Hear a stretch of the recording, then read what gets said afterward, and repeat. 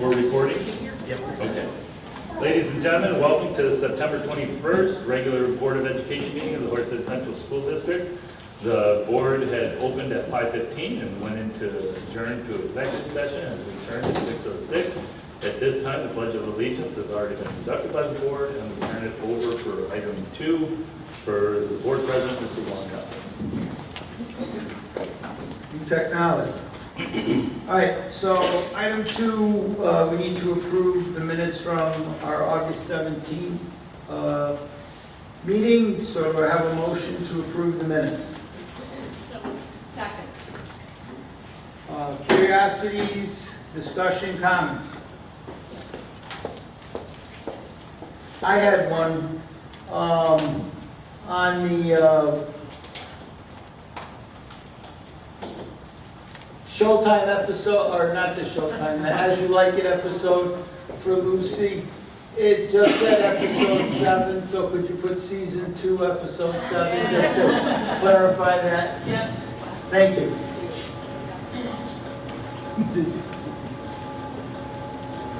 Okay, all in favor? Oh, I have something. Sorry, hang on. It's supposed to. Okay, now it's blue. I had a question about reading through the minutes. Tony talking about the plans for rezoning. Can I ask a question about that now? So my question was in regards to the, hang on, maybe it's a timer. The question I had was in regards to the redrawing of the district zones. You were talking about how you guys were getting ready to do that.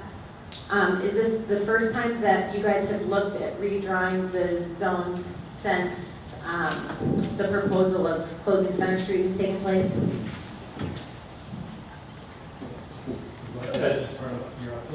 Yeah, I mean, this isn't necessarily the time because it's the minutes, but I think you got a question in one answer. Yeah, that's what I'm sure one actually. But it's not an edit to the minutes from what I understand. Okay. It's the first time we're engaging with a consultant that is moving forward with that process. We're not doing it right now. They're developing the process, getting ready to communicate things out, and then going through the process over the course of this year, correct? Yes. Okay, I'll wait to ask more questions about that then later. Sure. Thank you. All right. Any other curiosities, discussion, or comments? All in favor? Aye. Opposed?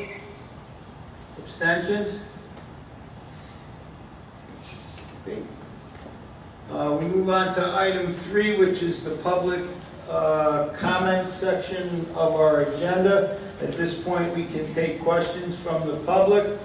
This is the only time during the meeting where we would address questions from the public, or we would entertain questions from the public. You have 3 minutes to present any of your concerns or to make a comment to the board. You need to state your name and your address, and the superintendent or myself may respond in real time, or we would get back to you. This is not designed to be like a give and take discussion. It's intended to hear concerns and give us feedback, and then we could act on that. So do I have anybody that would like to speak to the board? Come forward, please.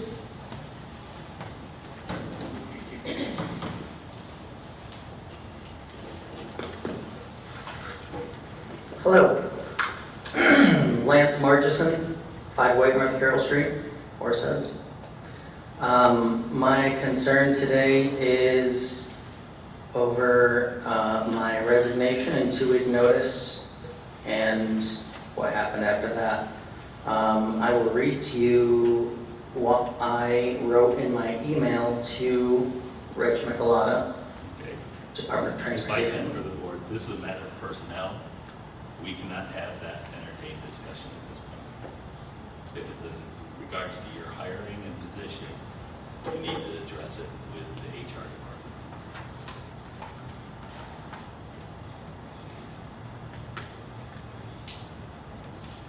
You can also come into my office, but you need to address address your employment situation with HR. I think the board has a right to know. And I'll represent that through HR to the board. But the open meeting is not where we talk about personnel issues. Okay? Okay. Do I call your office and make an appointment? Yep, you can call my office, see Karen, she'll make an appointment, and both the HR director and I will sit down. Thank you. You're welcome. Have a good day.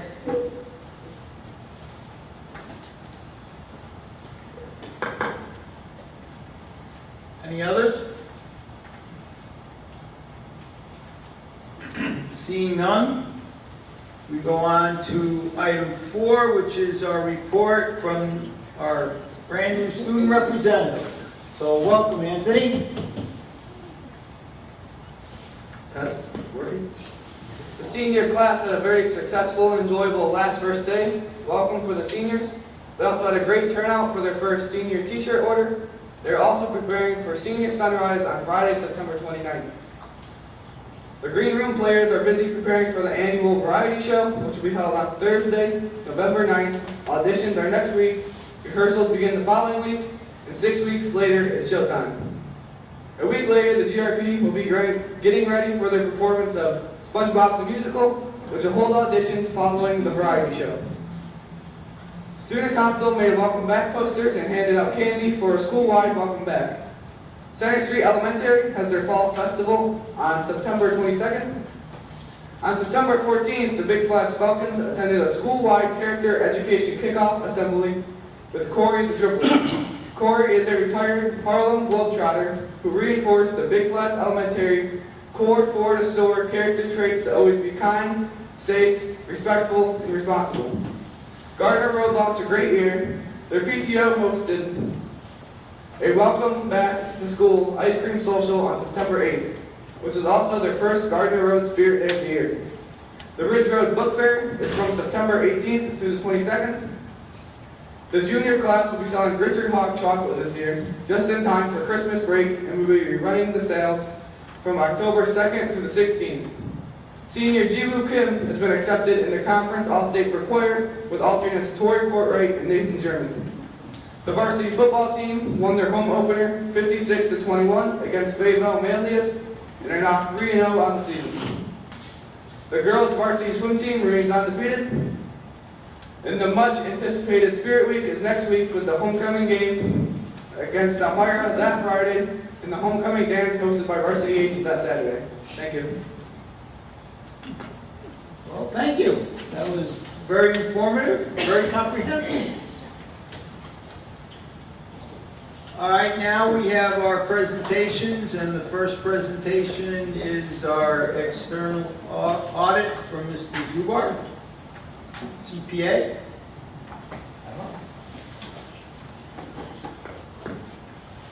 Good evening. Can you hear me okay? Good evening, and thank you for inviting me here tonight.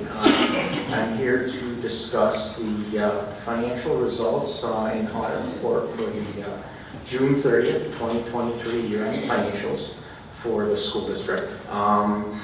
You should have in your packets the financial statements and internal control communications. I won't go through the 60-page document in detail, but I will give a few highlights.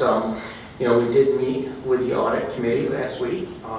We met for about 45 minutes and we talked about a lot of good information within the financial statements. We talked about year-over-year variances. We talked about budget variances, reserves, fund balance, internal controls, checks and balances. So we had a very nice discussion. Mr. Zuber, if I can interrupt, just so the board can, if you go to 809, all the reports are there. Because I'm pretty sure you reviewed them before. So 809 is where the reports that he is referring. Thank you. Great. So again, we met with the audit committee, again, had a very nice discussion. So again, the financial statements, there is a lot of good information in there. We did issue an unqualified opinion, no material weaknesses or significant deficiencies. That's really where you want to be when it comes to the audit of the financial statements. So that's really where we're at with the financial statements. In addition to that, there's a nice document within the financial statements called the Management Discussion and Analysis. Really, the idea is it's about 6 or 7 pages long, and if you read through that, you get kind of a basic idea of what took place during the year. It talks about some financial highlights and some of the variances that we talked about. But again, we did meet with the audit committee and go through those financial statements in detail. And just like many other school districts in New York State, you continue to face challenges. Certainly the state aid uncertainties is out there, property tax cap challenges, employee benefit challenges, inflation, trying to deal with some inflationary issues, and also the federal stimulus dollars. And if you recall, the district received several different rounds of federal stimulus dollars. In fact, it spent a little over $3.5 million in federal stimulus dollars this year. And so if you recall, one of the things you often hear people talk about is the funding cliff, because these federal stimulus monies, they're one-time dollars that you're getting, and you're spending those dollars. You've developed a plan, you're spending those dollars as part of your plan. Those plans change, right, from one year to the next, depending on what's going on in the district, and there's a process that the district goes through. But again, those federal stimulus dollars, you're going to spend about $3.5 million, and they're going to end. Right, so the first or the second round of CARISA funds will end at this fall, and then the ARPA funds will be over at the end of 2024. So those federal dollars will go away, and you've been able to spend some dollars or reallocate some dollars to spend for eligible costs on those particular programs, right? And when those dollars go away, those expenses have to come back to the general fund. Okay, so that's that challenge that most districts have is making sure you don't hit that funding cliff, right? And you've done a nice job in monitoring the stimulus monies, so that's something very positive. In fact, the federal government has said these stimulus dollars are higher risk, so we've had to audit those stimulus dollars as part of our federal single audit, which we'll be completing for 2023 in a little while, in the next few weeks. We've had to audit those federal stimulus dollars for the last 2 years, because the feds have said this is higher risk. Okay, so and we've done that in the past and haven't had any issues with those funds, and wouldn't expect that they happen this year as well. So again, those are the couple of the main points the challenges that you face. Again, overall, from a financial statement standpoint, the district's overall equities, right? So you have assets, liabilities, and equities in your general fund, which is the main operating fund of the school district. Overall, you basically broke even. Your eroded fund balance of just about $200,000. Okay, so your overall equities went down about $200,000. Okay, but from a financial statement standpoint, that was part of your plan. In fact, your plan is part of your budget process. And again, these are the financial results of a budget process you started almost 2 years ago, right? So as part of that process, the district appropriates fund balance to support the next year's budget. So for 22-23, you folks appropriated $1.6 million, right, to support the budget. Right, and we eroded fund balance. But we only eroded fund balance by $200,000. So you did generate some budgetary surpluses, right? On the revenue and expense side of the budget, you generated about $1.6 million or $1.4 million in budgetary surpluses, but you appropriated fund balance, so that's 1.6. So that's why your equities went down. Okay, so appropriating fund balance is a very important part of the budget process. But monitoring what you're appropriating in fund balance and reserves is very important, because as you start to erode fund balance, it's something that you want to monitor each year to make sure that trend doesn't continue. Okay, and I know that the district does have a nice plan as it relates to that. So overall, again, you're doing an excellent job in terms of the year-end surplus. One of the other areas we talked about with the audit committee was the school lunch program.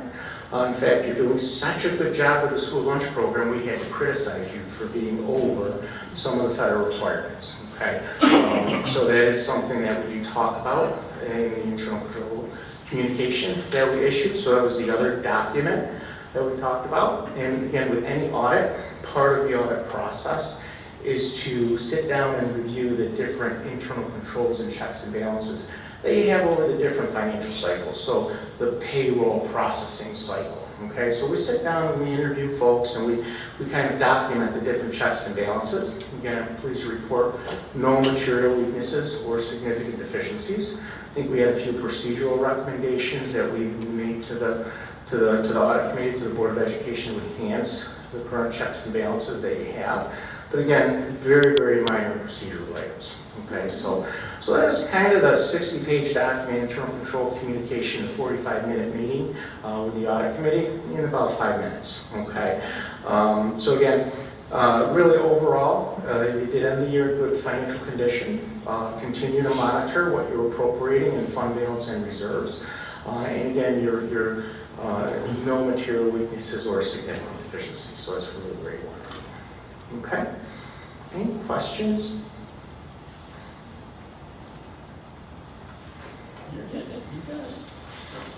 Yeah. I want to know more about the lunch program. What happened there?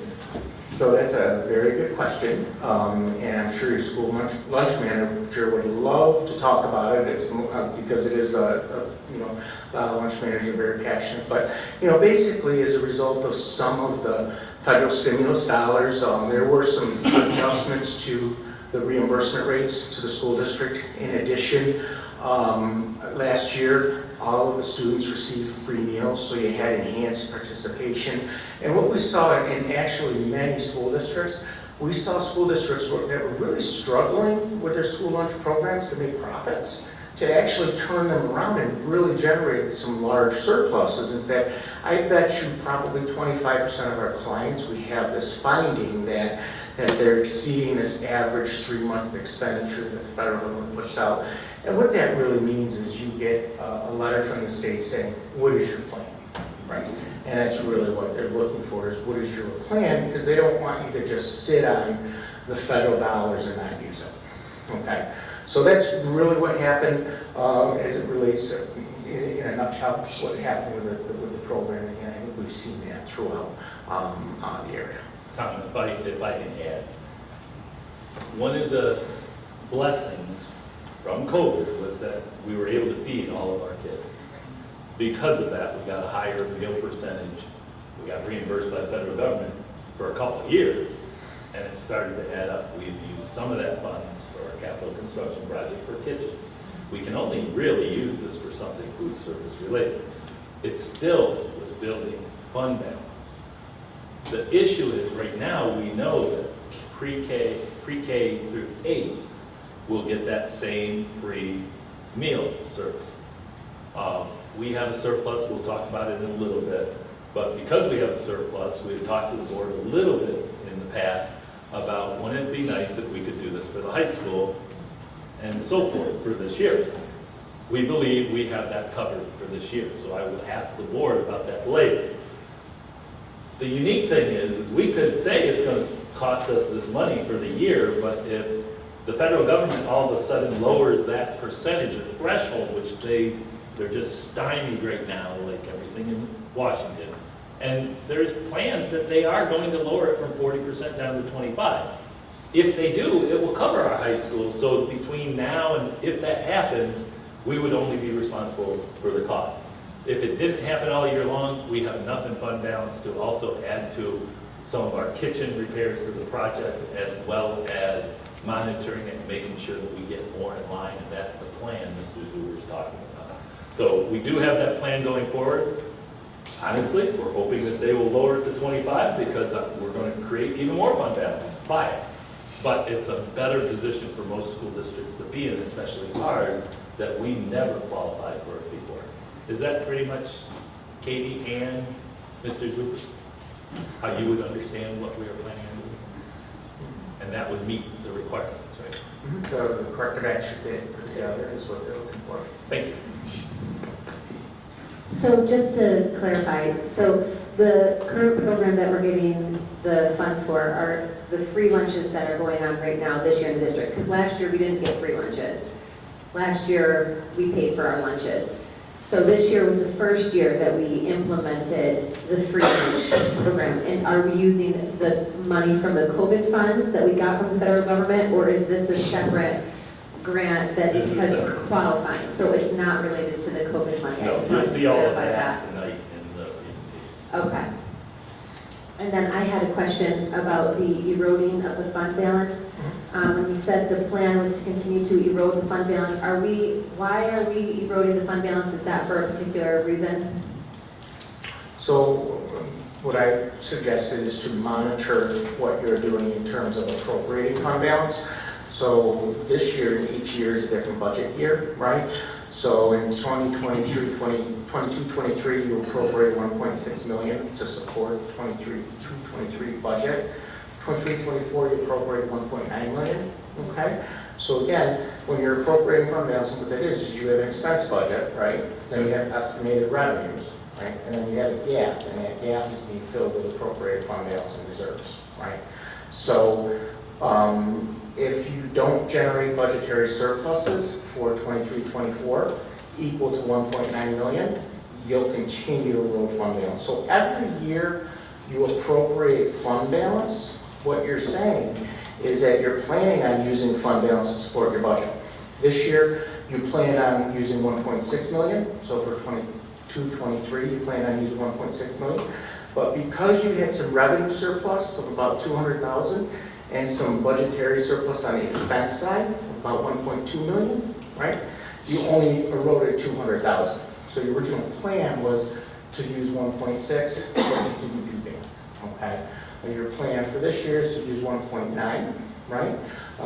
But if you generate budgetary surpluses, which most likely you will, you won't use that much, okay? So it's just part of how you're developing your budget, okay? And the limitations that you have on the revenue side of your budget. Yeah, if I may add, Katrina, when I came in, the district was expending or allotting almost $6.2 million in fund balance to try to make that surplus in a year. And it was the board and the district's position based on comptroller's audit that we should narrow that down so that there's a more gentle slope off of it, and that's what the district's done. Unfortunately, why you do this is to try to minimize potential tax impacts as much as you can without impacting the district in the long term with potential levies or decreases in levies, and that's what the board does through the budgets.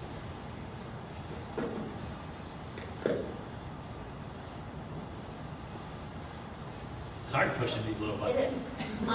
So I just want to give kudos, though, to the district, Katie, and your team. You know, the fact that we had planned on 1.6, but it was only 200,000. I mean, I think that's significant, right? So I think, you know, overall as a district, we've done a wonderful job at minimizing the impact of that fund balance erosion. So thank you, and to the rest of your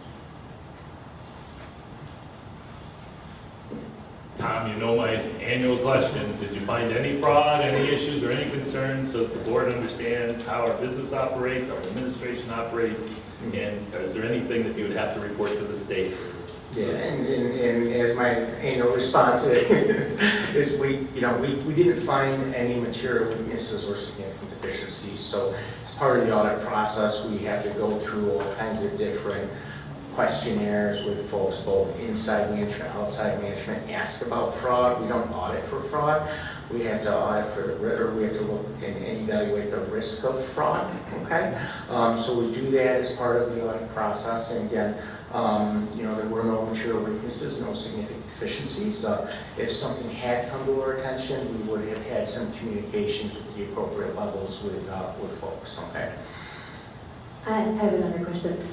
Does the report audit for waste or abuse of funds, or is that more of board oversight?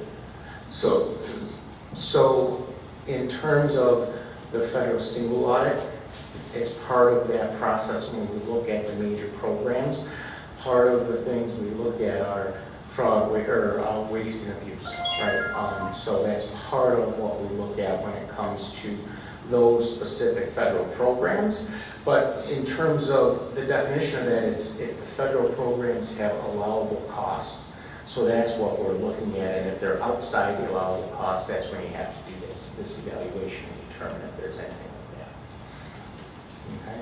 Are you just talking about, when you say federal program, what do you mean the federal? So the district gets dollars allocated from the federal government. Some dollars come directly from the federal government.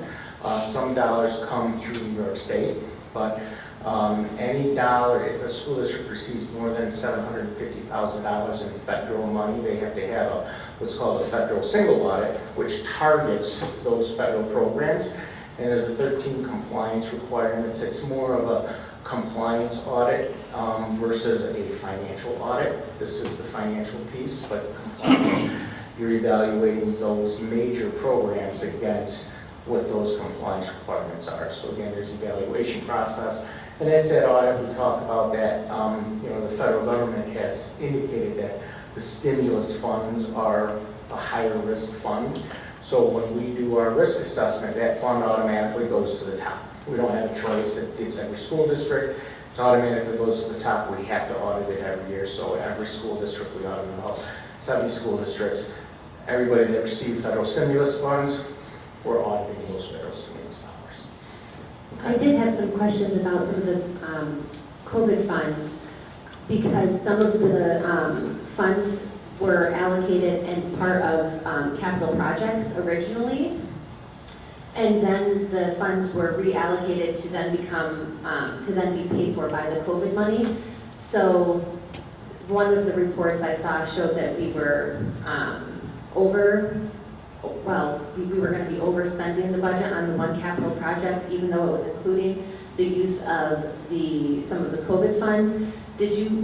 Were you looking at that, or is that something we should be investigating further? So I'm not really sure what reports you're referring to, okay? So again, the district has a plan as it relates to the different stimulus dollars, and there's all kinds of stimulus dollars out there, so I wouldn't know what specific program you're talking about without really diving into the detail. Tom, if I can help you, I Yeah. think what Ms. Unvarsky is referring to is she saw a capital project budget sheet up to the date where there was a deficit in the project by about $6 million on the work that's bid, but the project is not over budget, and that has been explained. But the board has had that presentation, I think, in June, and adjusted with direction on that, so the project always stays under the amount of money. In addition, there are federal funds that are being allocated to projects, which were done by the board, and for appropriate allowance. But that's, I think, what she's referring to. Okay. Yeah, so it's all part of the budget process, and those dollars that are allocated based on what your current budget is, right? So we would certainly look at that, and I just took a look in the report. We don't see any overspent capital projects right now. Okay. Okay, I think I still need to have more questions, but we can talk about that more. Sure. You're trying to push the button. Pushing the button. It's not coming up blue. I don't think I need, oh, there you go. All right, so just to make sure we understand, the district was in full compliance with the use of all COVID funds? Compliance. So we didn't have any material weaknesses or significant deficiencies or findings relating to those dollars. We haven't completed the federal single audit yet, so that would come back. Oh, all right, I don't know the right vocabulary. Yeah, but so we'll come back. I think we're scheduled like later on October 15th, October 16th to come back and finish the compliance audit along with the student activity funds. And then once those are completed, we'll come back and we'll issue the reports in those particular areas. But again, I mentioned the last 2 years we haven't had any findings with regard to the federal stimulus dollars. Okay, so to what you were assigned so far, I don't know any of the accounting vocabulary, the district's in compliance with everything you've been instructed to study so far? Yeah. So we have specific words we can use and can't use. All right? But yeah. And I don't know there- any of them. Yeah, so unqualified opinion, no material weaknesses, no significant deficiencies. That's really where you want to be. Okay. We have a few procedural items that we recommend to the board to enhance the checks and balances that you have. But again, no material weaknesses or significant deficiencies. We auditors, we can't go on, definite terms. We can't say there's absolutely no fraud because we don't look at every single transaction. Okay, we do a risk assessment, it's a risk-based approach, things like that. But overall, from the audit, unqualified opinion, no material weaknesses or significant deficiencies, and just some minor procedural items. Okay, thank you. Okay. Thank you. I tried to get him to say that too, but. You tried it in other communities. Oh, all right, so I'm not the only one. Any questions? Thank you. Thank you very much. Great, thank you. Have a good day. Have a safe drive back. So our next presentation is the district grants review. So we'll be using the board there, so I don't You know. want to move around? You want to move around, or I know you have it in front of you, so, but we'll be turning that on momentarily. Thank you. So while we get this turned on, I just want a big shout out to, Katie and her office, and Ann, and Stacy and my team on the work that we did and have done in keeping the board up to date and on how we've exciting ways we've been able to spend this money and use this money to the benefits of our students in the community. What we have planned today, you'll see is an overview of a lot of different grants that we're involved in. I'll come in and out. We'll have other people standing up here speaking to you depending upon the grant. We'll be fluid about it. We also want to make sure we highlight Sinistry during that conversation. Patty, don't go too far. And we're and talk about how she's used some of that money over the years. Again, some of these are reoccurring and some are stimulus. And then we have another category we're going to get to.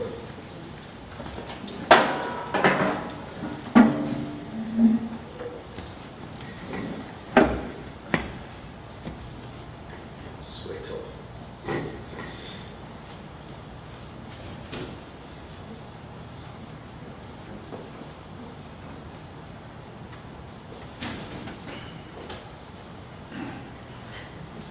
You got some.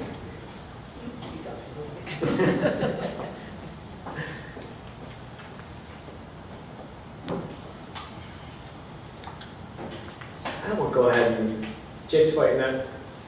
Not winning at the moment, but he'll get there. There we go. Thank you.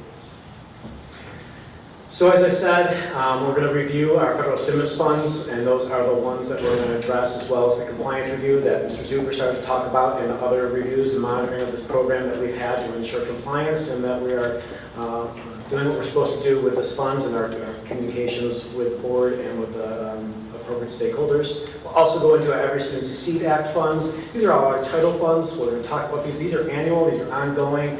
From the federal government, we hope to maintain and keep these moving forward. You'll see what work that we're able to do with students with those particular funds. And then we want to make sure you have other formula funds on your radar. The two of them are also perennials. One of them is one that comes on and off our attention, that's Smart School Bonds Act. And we'll talk about that as we're prepared for a expenditure there and a plan that has to go into place. Keep in mind, these are just the perennials, the stimulus and the perennial items. We also have competitive, Stacy's going to be talking today also when we get to the electrification of buses and those grants and those conversations and all the competitive grants that we seek out. We're not going to talk about tonight. Those are other conversations with the ongoing work out of Katie and I's office to get what we can for the students and the families in the district. This yes is meant to overwhelm everybody. There's intentionality. Yeah, we didn't want to have these, what does that stand for? What does this stand for? Here's your glossary. You can go back to it to make sure. So on each slide, we're just going to use the acronym moving forward. So you can see lots of intricacies and lots of people involved. That's why my team's here to assist and talk about their particular parts if there's questions. So starting with the federal stimulus funds, as Mr. Zuber just left off with at the end of this conversation, each of these funds was with the intent to prevent and prepare for, respond to COVID-19. There's a timeline that's going to be affected in each of these particular funds. Know that while the federal government announced these, the delays to which we found out what our funding was were often year plus in advance, and all of a sudden we had the best plan of action, but now we have money that went unspent because our plan was 2 years later, and we have 1 year of unspent money that need to be allocated. So you'll see some of that. That's going to depend upon the particular item, and as we go through them, you'll see that particular derivations. I want to make sure we also take note that some of these have timelines. If you were expended a certain way, there was a lot of coordination that had to happen with the state government to determine, say, for instance, as we talked about momentarily earlier, the facilities aspect. If anything about the facilities was in there, you had to get on a timeline with state ed and the facilities department to make sure you can build. And you would build and expend this money out in the time frame allotted. So a lot of tight timelines came in, especially on the capital project side. Currently, we're closing out a couple of these or have closed out. So we're always cautious not to leave a dime on the table. Maybe it's appropriate we're at Center Street where Patty's infamous for making sure we spend every money, penny we can on our kids. So we'll go through some nuances when applicable, the pivots and guidance and lack of guidance as applicable. Really good conversation we had is about the spirit of our mindset at the time, and I think it's important to rehash that, right? We were coming out of COVID. We were building reopening plans to put students in schools in 2021 and 21-22. Lots of meetings, lots of stressors, trying to meet new guidance each year and what that looks like and how to use this money, which we didn't know the allocation sometime until year 21, about how we might be able to use this. The spirit of that time was, how do we do this best? A lot of money early on, obviously going to those safety, cleaning, HVAC systems. That was the spirit of what everybody was talking about in using that money. And then the opportunity to take other inputs of the stakeholder groups and conversations with the board to determine how else we would apply and use that money to meet the needs of our kids after those initial ideas that we had all felt coming out of COVID. So keep that in mind. Also, the systems fatigue that came out of COVID. Out of everybody, including the board, and what we were dealing with and trying to deal with, and the spirit to which we tried to put these plans together, and we continue to reassess. And I think in hindsight, I wonder if we would, we're always going to have hindsight, but we have to appreciate where we all were in those conversations at that time. So with that, I'm not going to read all the nuances of each of these. They're up there for a reason and available to the public to read. You'll get the nuance. I will highlight specific things on each slide. This one, a big piece of this CARES ESSER was the partial offset, a state aid share. And if there's questions on that, I'm going to turn it over to Katie or Ann to go into that detail. But essentially, you'll see what the district ended up using that for, and it wasn't offset to state aid. So we needed to maintain things because the state had offset their aid to us, and if this fit the CARES Act means to cover those cleaners. Anything you wanted to add, Stacey? Or? The state had its own budgetary constraints, so instead of the federal money being in addition to what we received from the state, we reduced state aid, replaced it with the federal money, so we received the same amount of money, so it wasn't the above and beyond that we needed for that COVID support. So it was just used to maintain the operations that we had because those were the funds that we had at the time. You'll also note that there's very specific requirements for each one about the private school and the rules that had to follow that, and working with Stacy through that and making sure that we allocate appropriately.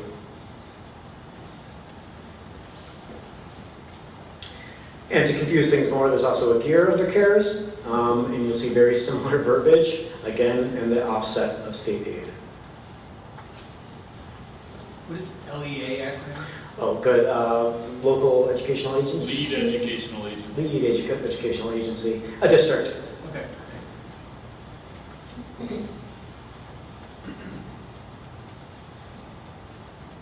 Any questions on CARES Act? Oh, that whole box. So it says that the Center Street HVAC system was $1,170,000. That's what we used Yes. for that? Okay. So my question is that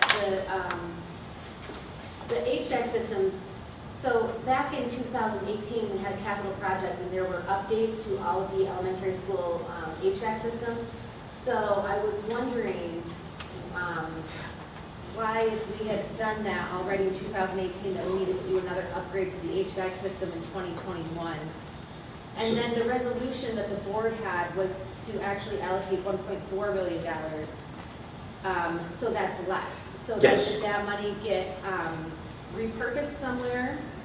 Yeah, so to your first question, Tom, I'm going to rely on you to that 2018. Don't recall HVAC being done in all our elementary. Yes, HVAC is not being done in all of our elementary, only in certain areas, and it was not about climate control, it was about putting in new ventilation units, like at Gardner Road. They started prepping for climate control, but it was specific with certain projects which did not include Center Street at that time. I had read the update from the Hunt Engineering on the 2018, there's a thing on the district website, and it said that they had done upgrades to the Center Street HVAC system. It was one of the highlights, and there was like a picture on it, and then underneath it, it said that they had upgraded the HVAC system. So that's what my question was about, was That may have been their boiler system, which is part of the HVAC, heating, ventilation, and air conditioning. Okay. Because they had how would you say, we were one of the few districts that still had steam boilers all over the place, and I believe that's what they were talking about at that. And then my other question about the COVID funds is that the COVID funds were supposed to be, like the HVAC systems were for the cleanliness, for helping the students that were going to be in here. But we passed that referendum a week prior to that the Center Street was going to be phasing out of use. So why were we choosing to upgrade the whole HVAC system with the CARES Act money that's supposed to be being used for children if the building's not going to be occupied by children? So currently, of course, the students are being able to use it and enjoy it as we are right now. So there was that time period to which it can be used. And also, there was a realization and conversation of the board, and those that were there remind me, to which we knew that once this was no longer in student use, we wouldn't get any aid to do any work on this building to maintain it as either a community use or a district use building. And because of its adjacent part of the overall footprint of this area, there was no chance that we talked about selling it or any opportunity to sell this. So as conversations, and please, if I remember them wrong, remind me, I think that was our conversation about why the money would be important to use here. Yeah, it actually is part of board minutes that by doing so, we are saving the tax base a potential 100% cost once the school is no longer student populated. However, by doing it now in conjunction with the ability to use the federal funds for an appropriate federal purpose, we are able to help the students here in the meantime, which if everybody knows the first week of school, they really had a good week, right, Mrs. Sotero? Versus some of our other schools, but that's our goal throughout the project that the board has seen wisdom to do throughout. So everything that's been done has been approved by the board. The really exciting opportunities we had here, and to nerd out for a second, is to use this money in other ways as we had discussed. Because that first year allocation was lost because of the delay by the state, we had to make determinations on where else to spend it within the means of this particular grant. So we made amendments to fund the Summer Learning Academy, for instance. We only get a 1% set aside, as you're going to see later, to fund that, and you go through that fairly quick. It's $100,000, and we want to use that money as soon as possible. You know, we used it, and then we're like, we got 2 years left of stimulus money. Here's a great opportunity for students to continue that program and keep it robust. Sustainability being a concern. You know, after next summer, we're going to have to consider and talk about it in our operational budget, and how does that look, and how do we maintain that program. But because of being able to shift and make that amendment, we were able to support a program from a different grant all 3 years rather than just 1 year. So the amazing work that Betsy Scanlon and the people that worked at Academy to work with those students. Also, we had the opportunity to put to our pre-K 6 instructional supplies. The Board of Regents just recently was reporting on the science of reading and how important it is, and I scoffed at it because we've been doing it for 3 years. It's like, good for you guys, you're finally catching up to us. Come see us if you need help. And a lot of that was about the phonics and the work that we're doing and the tangibles that need to be produced. Also, New York State Ed is showcasing Tang Math in their upcoming conference. So like, yeah, been there, done that too. Our staff and our teachers have said this is a wonderful resource, and that money as well was spent to do that. So I'm glad to see this data is coming around to us. Other things than that, I think we're standard. I don't remember too many other items being reallocated beyond this initial, but I could be wrong. I think we had reductions. Again, remember, we set a number forward on predicting a cost of something, and when it didn't expend that much out, we had to reallocate to something else so we wouldn't lose it. This grant runs out, in a week, or less than very soon. What's today? The 30th. So Anne's been working and making sure we close out, especially with our contractors, and those things have been affected by the HVAC project. Again, that very strict timeline was stayed at and how that works. Are we pretty much at the point where we're going to fully expend our allotment that they gave to us about a year ago? Yes. Yes. Yes. See if I can do it correctly. Got it. I just want to say, I think you've made great selections as to where that money was spent. You know my feeling about early intervention. So when I see that pre-K to 6 was touch the arts with musical, you have the summer academy, the clean, just great choices. Thank you. Thank you. I want to remind people very clearly, that musical instruments, we talked about that sustainability. We know by making that impact that some of those instruments, they're pretty good, right? Instruments can last longer than others. We know that we'll get some years, but it's in our brain. We just did that 7, 10, 12 years down the line. Those are going to start falling out of use in wear and tear. Warren had asked me when we talked about the instructional supplies, he asked, is that a one-time? Are we going to reincur that cost? That'll sustain and fulfilled a lot of needs all at once, and we're happy that didn't have to come into the general fund and our operational budget. We were able to do that, and now it's just keeping those boxes and that information, what's in there, up to date. There are a lot of tangibles in there that cost money, a lot of things for the students to use and touch when it comes to our phonics and our math curriculum. The big thing that I think Tony is trying to also say is that we as an administration, as well as talking with the board, have tried to make the longevity of this in the out years when maybe I'm not here, or Tony is retired, or other people are retired, or happy on the hunting lands and so forth, but that there is a sustainability and a recycle refreshment through all of the things that we're doing. That's been our whole goal, even with capital construction, with our curriculum and everything. And I want to thank the board for always giving us that opportunity over several years. And note the huge influx in that curriculum work. That allowed us to really catapult after COVID, where we had some downtime to really insert some money into that work to rejuvenate it and get it back up after COVID, and really investing a lot of time into that Horse Heads created curriculum. And that was much needed to support that, because for 2 years it was very low spent out of our otherwise allocated.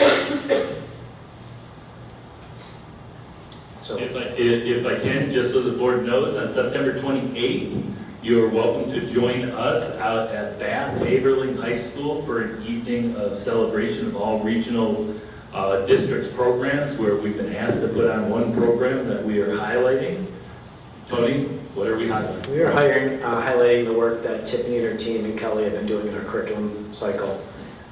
Hearing my colleagues in other districts saying, "Does anybody do backwards design?" Like, yeah, 5 years ago, welcome. Come see us. We'll show you how to do it. And we're well into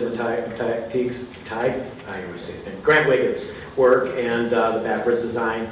And so keep in mind the amount of resources you've made available through the addition of that curriculum mentor and the 2 prior to that, and under Tiffany, and now adding Joe, to ensure that we see that curriculum in action.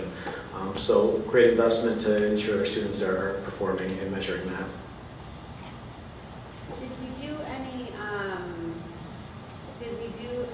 Like extra tutoring or anything like that? I know that like 43% of the people have asked for that. Is that in any of these costs, like additional? I remember 43% asking for that.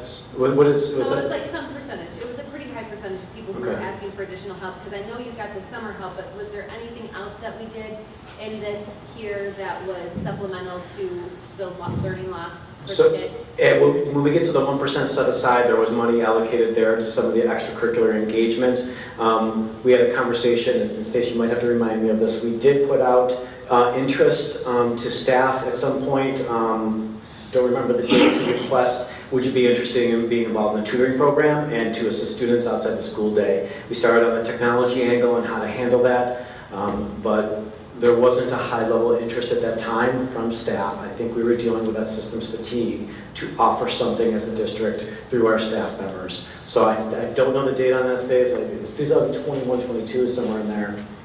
So we looked at that option, it didn't come to fruition. We looked at other ways to engage our students in the after school, increasing participation, because we know the direct correlation between engagement in school activities and their academics. 21.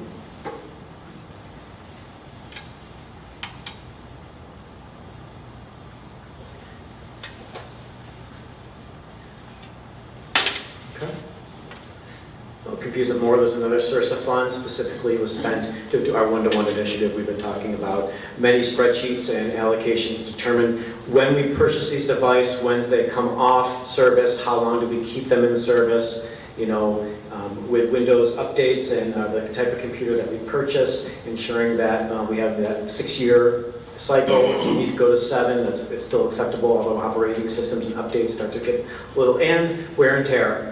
We are handing these to students to use. Knock on wood, we are, Bill Giancolli and his team, I think at the high school and the one-to-ones that went out, I think it was 25 laptops they're still looking for out of the 1,000. Jake, do you know that number? We sent out 1,200 computers to students to use in our one-to-one initiative at high school, and I think all but 25 came back. So that is just amazing. It speaks to our students and our staff and how they view the technology and the appreciation of it. And so we're going to continue that. You all know that this year, 5, 6, 7, 8, while one-to-one on paper doesn't mean they're taking them home all the time. And we certainly have enough technology, I think, going down to 3rd grade, nearly to one-to-one. We're putting carts in a lot of places. You might have seen that in some board updates about some of the carts and what we're trying to accomplish there. So again, the intentionality when we spend this money is key, because when we need to replace, we don't want to get hit all in 1 year with a huge operational cost. Tony, could you also explain, of the 25 that didn't come back, we just don't let them go? What are we doing? We break them. Yeah, they become inoperable. They're paperweights. And we do have tracking on some of them and some ability to tell where they are, but basically they're shut down and no longer usable. That's part of that. So for every computer that we buy, we also on the back side have to prepare a $150 cost per computer for BOCE servicing it. So when people say, can we get more computers? We're like, yes, but we have to maintain an ongoing cost yearly for every additional device. Everything that gets a network connection is an extra $150 on the back end through BOCES, and that's to maintain it and to service it. So we're also conscious of that expenditure as we buy more devices for our classrooms, and what does that look like? So I know staff want more devices, more and more. What do you need and what do you want are two separate things, as we all know, and we try to maintain and keep it while what's needed for our students.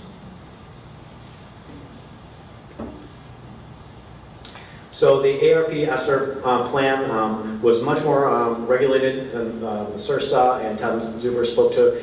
Warren, I think he tried to get him to say yes or no, but we fulfilled the requirements. Stacy had worked through these with the state with us to ensure that each aspect of this plan was met, and we do meet all aspects of that developed plan according to both New York State and the United States Department of Education.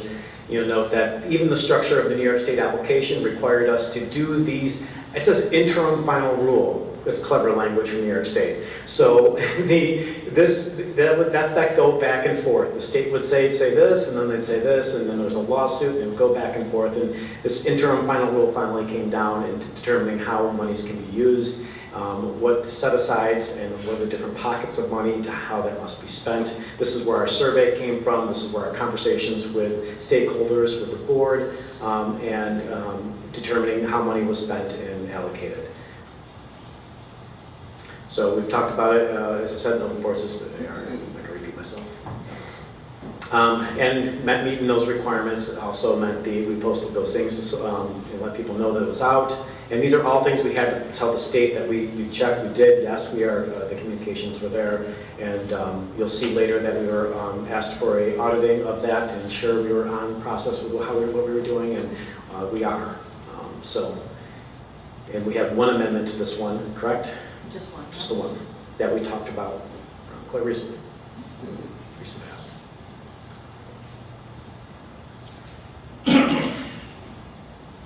So again, the spirit of the time, you'll see that that time frame goes from that closure in 2020 till 2024. But that allocation wasn't made aware to us. I think, Stace, when was that final allocation? March 2022. March of 2022, we were finally told exactly how much we were getting. So we had planned to spend that money prior, so again, we're in that same thing as SRSA. We had an intent to spend it over the 3 years, but we didn't get the money until a year and a half in. Little technical, it says 20% learning loss, reserve requirement, and then remaining funds to be allocated. We didn't put 80% because in fact, we put more percentage into learning loss than we needed to, and on the importance of that and through our conversations as a district. So it's not a 20-80 split, but they call it by the state the 20% learning loss, but you're welcome to go there or add additional funds, and we chose, as you'll see, the allocation of additional funds to the 20% learning loss. So we can still spend this $2,800,000, that we still have the remaining funds to be allocated, we can still spend that. Well, most of it's been No. allocated. Oh, There's just no good word. Go ahead. Sorry, maybe. oh, so it's been allocated. The next It's slide been will show you There's where just no it's at. term, there's no good term for that really. So the state application, you know, we had to put in the 20% learning loss, even if we allocated more than 20%, and then the remaining allocation, and that was what it was put in for.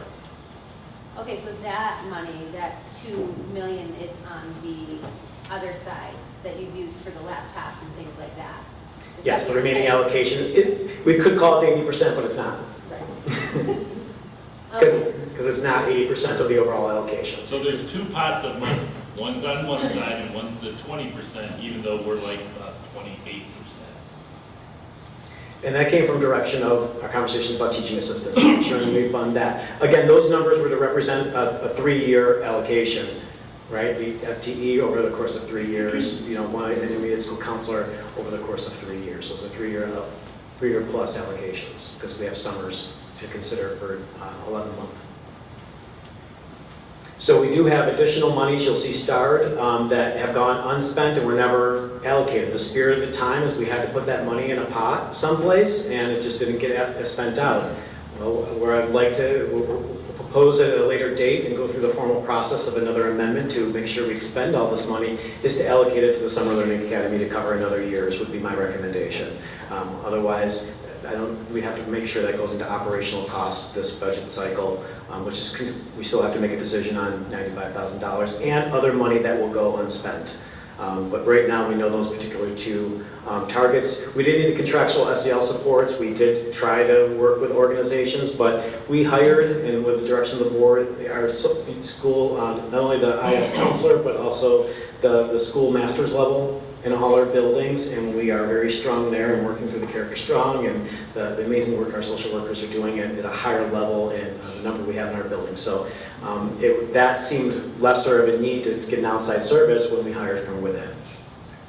And some of these allocations were put towards those social workers. You'll see in later budget, later grants. So if the HVAC system was already part of the one capital project though, could we take that money back and put it back into some things that the community might want, like the after-school learning opportunities? That was the 42% one that I was talking about, survey. The community wanted to have that. And maybe now that it's been a couple years after, maybe we can do something to really help bump up that 2 years of learning loss and have some academic things for catch-up for things that students need to have, because I'm sure that there's lots of students who need lots of help academically, you know, with math and reading, and maybe we can really put that money to help doing that, because I know not every child qualifies for the Summer Learning Academy, and I think that a lot of our students, one of the questions that was asked when I was running for the board was about the testing scores and them being lower and the use. What testing scores are those? They said, the question that it was posed, it said we have a 40% passing rate with the New York State testing scores. How do you think that the district spent the COVID money? That was the question. Okay. Right? And so that's where I was going to. So I'm thinking that that might be something that's important for the community to really Sure. get into helping these kids, or maybe we should send out another survey to our community to find out, you know, what they're feeling, if they're feeling like their kids are caught up, if they're feeling like their kids need to have a lot more support.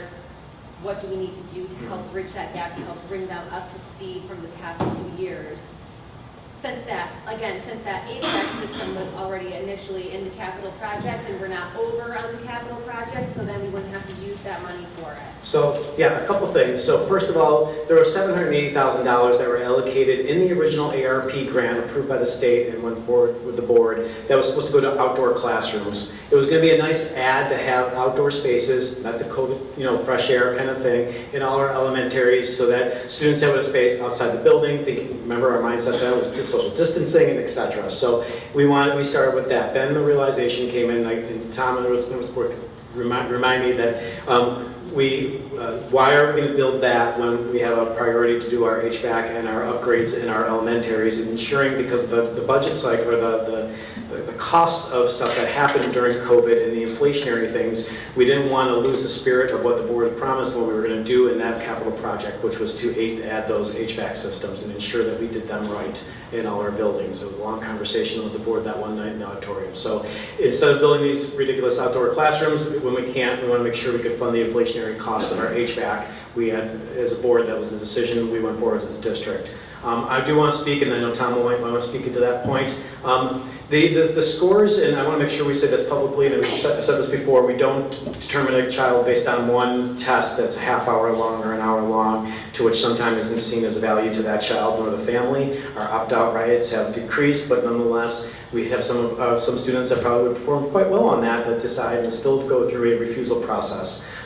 So we know that when we look at students, we look at least 3 data points to determine how they're doing at any given time, and I think as an accountability system, we look at those proficiency, or the state tests for that, and I think we're held to account as a district, as a check through New York State and the federal government, but that is not our daily use of that assessment. And I think that would be unfair for the child to use that one particular score to determine. So this money and allocation, to your point, I welcome that conversation of what that might look like when we talk about additional monies left over, when we get to that unspent. Like, how do we use that other money? Because we know we haven't expended it all, and we don't want to leave a penny on the table.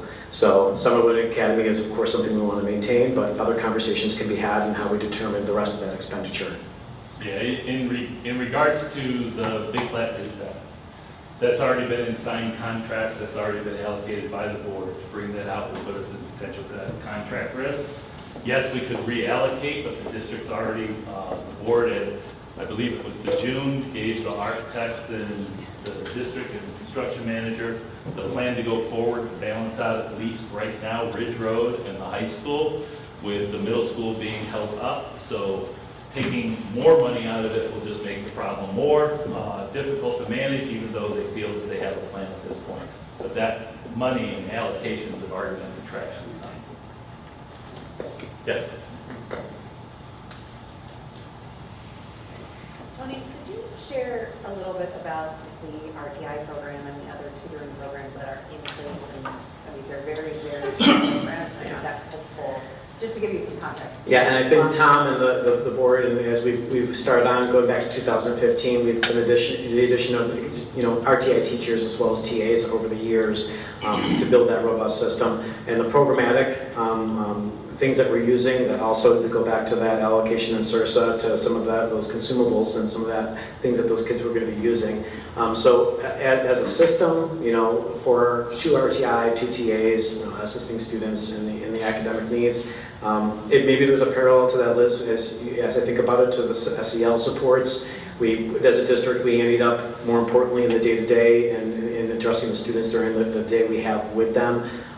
And maybe it lessened that need. I don't discount that there's still need. And what does that look like, and how do we expend it, and how we meet more students? Something we obviously should talk about when we find out how much is left over. Reminder, this allocation runs out in September of ‑24. Yes, so we have a year left. So we should probably talk about how we want to allocate and do these amendments and fulfill those requirements by New York State. And I'll talk to Tom and how he wants to handle and move forward with that discussion. Tony, you have 26 slides still. But wait, Thanks, Tom. before you move on, could you go back one, please? See, I tried, Tom. I know. I just want to know what an Back to accelerated slide 5. learning license is. Oh, Yes, so when we originally built that budget for New York State, there was a thought to expend money into opportunities for students on both sides, not only the support that they might need because of COVID and learning loss, as it was called at the time, or just missed experiences, but also to think about maybe addressing the other end of the spectrum and accelerating students in need. But acceleration is a dubious term. It's often used to, not dubious, wrong word, but anyways, it's used to think about just students at one end of the spectrum. The word we use anymore for acceleration could mean you're taking a student from point A and you're accelerating them forward more than a year's worth of growth. You're trying to gain. It doesn't just mean your typical gifted program, but that was part of that conversation, not only to address all students should be accelerated, so looking at the spectrum and are there programs we can invest in. I seem to recall conversations with the county or different agencies to say, in the village to say, hey, can we do this program at the park? Can we do this? Can we do that? Well, we didn't have an exact. We just knew that we were going to try to put something in place to assist all students. So I know that's a nebulous answer, but at the time we wanted to tag that money just in case those opportunities develop themselves that we would be able to spend. Again, New York State's timeline for putting this all online and giving it thought and giving the final recommendations and then telling the allocation came quick and furious in 2001. So we just tagged some money there thinking we might use it and we didn't. Okay. Thank you. If I could get more specifics, if we had a program in mind, but I don't recall one.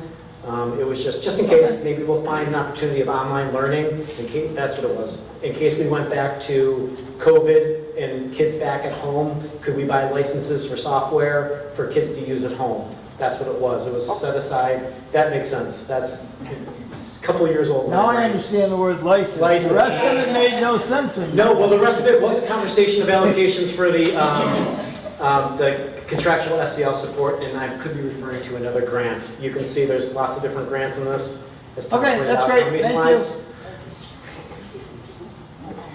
So again, we expended this year one, or a good portion of this year one, to do the Summer Learning Academy, and then use CIRSA for year two, and looking at a recommendation from those and our staff and working that is to allocate for that Summer Learning Academy year three, and then considerations for moving forward. But this money has been well expended.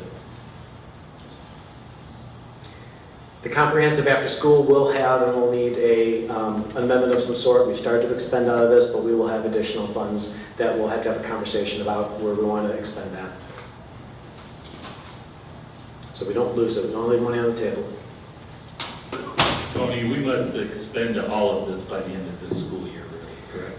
Yeah, we close out at the end of September of '24, but yeah, services and everything should be closed out, rendered, purchased in preparation for that September. There's another pocket of money called the 5% state level reserve, thank you, for lost instruction. Again, to the point made earlier, we added this staff. This was ads, and we do have a process right now to sustain these positions. And that's the goal, that sustainability. So we are always so cautious because we knew that was going, anytime we added a position, it's going to impact our, down the road when this money runs out. I think it's important for the board to know, we have tried to develop the sustainability. However, once budget season comes, it still depends on financial support in an extravagant amount from the state or the local tax base. We try to balance that, but there may be difficult challenges ahead because the state, I do not believe, is going to be funding the way they have in the past couple of years. So it may challenge some of our sustainability, but we've tried to do it as best we can. We hope we don't have to get there because we've always said, let's stay staffed and program strong as we can. The better part is at least I think we are staffed and program strong, but we may have some difficult choices ahead. Hopefully it doesn't pan out that way, but if they do, we potentially now have some areas.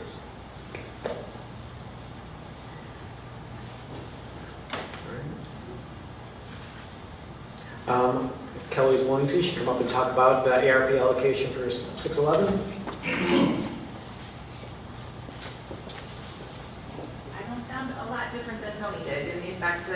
We were looking for ways to support kids, particularly our kids with special needs were more vulnerable in that it was potentially more difficult to service them while they were home. So when we got the kids back in the building as quickly as we could, there was verbiage in the law that talked about giving them the greatest opportunity possible. So we had kids in the building that had IEPs on more days than we had kids that did not have IEPs. So that was one way that we serviced the kids. In needing to do that and the years following with kids that had greater deficits, we also needed additional special ed teachers. So after the allocation for the ARP money for the federal grant of 611 went to 2 special education teachers. We had some outside therapy services that we used for kids. That's what's under Children's Therapy Network. We, like the general education funding, had a lot of work to do with the curriculum materials, the technology that was needed for kids while they were home and when they came back, licenses to support that technology work, and then we had also purchased other pieces of technology for the classrooms to support the kids. We do have some non-public proportional share responsibilities. So we as a district have to service kids that have special needs in private schools that are in our district, in our boundaries. So we have to allocate a certain amount of funds, it's called proportionate share, to fund the either salaries or materials that are needed to support the kids when we provide service. So that's a layout of how we use the allocated funds, about half for the teachers, other half for curriculum materials and technology. 690. Yep. Okay. So 619 was similar in the effect that it was used largely on helping support staff. In the year of us coming back from COVID, we also took on an immense program growth in our preschool, which was adding 2 preschool programs for students with disabilities. So in doing that, there was a significant amount of staff training and materials that were needed in order to get that classroom up and running. So all of this was used, minus the proportionate share for the private schools, which is a small amount, was used to help support the staff in that classroom and the material resources.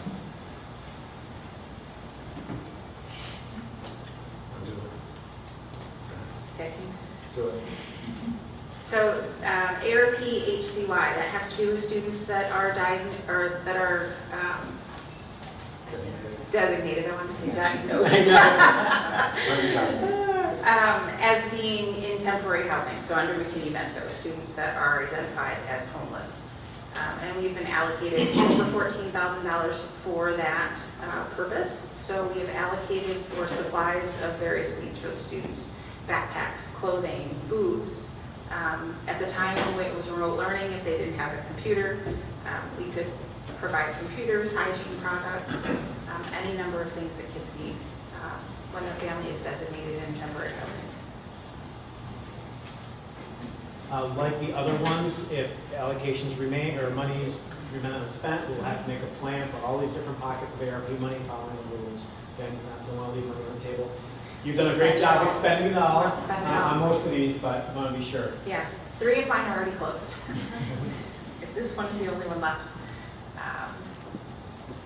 As well as this, which is a small additional amount that was the state set aside, a reserve, a little help. Because it's such a small amount, it's $589, and we only had 1 student that qualified under here thus far. So we have 1 student in our district that was designated as an immigrant refugee from the Ukraine.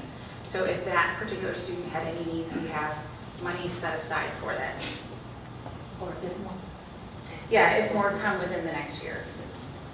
Yep. Any questions on any of the 611, 619 McKinney-Vento reserves?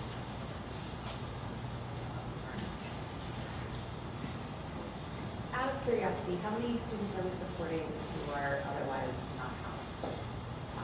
That's a great question. It's rising. Yeah, You so. just looked at it, so. So we are collecting those. Sean is our determiner. What do you call it? Determiner. The homeless determiner, the homeless piece is split up into two pieces. The person that works with the state regulations and the family to determine the homeless, and then Kelly, the liaison, who appropriately gives the services required for someone that meets such a designation. We have noted a uptick as part of our beds day data. I've asked Kelly in her office to put together that information on we usually do look at our homeschool, but our homeless has been so small over the years that it's been insignificant to report or to talk about. There has been some red flags, and we're not talking about new people to the district. There are situations of current district students and families that have met this requirement. So those numbers we will have after Beds Day, which is the first week in October. So shortly after that, as we cull through the data. But did want to note there has been an increase noted.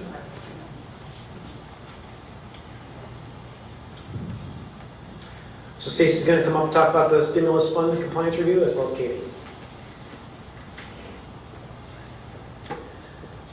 The stimulus fund coordinated monitoring review is the review that New York State Education Department did to look at the stimulus funds that were implemented by the district.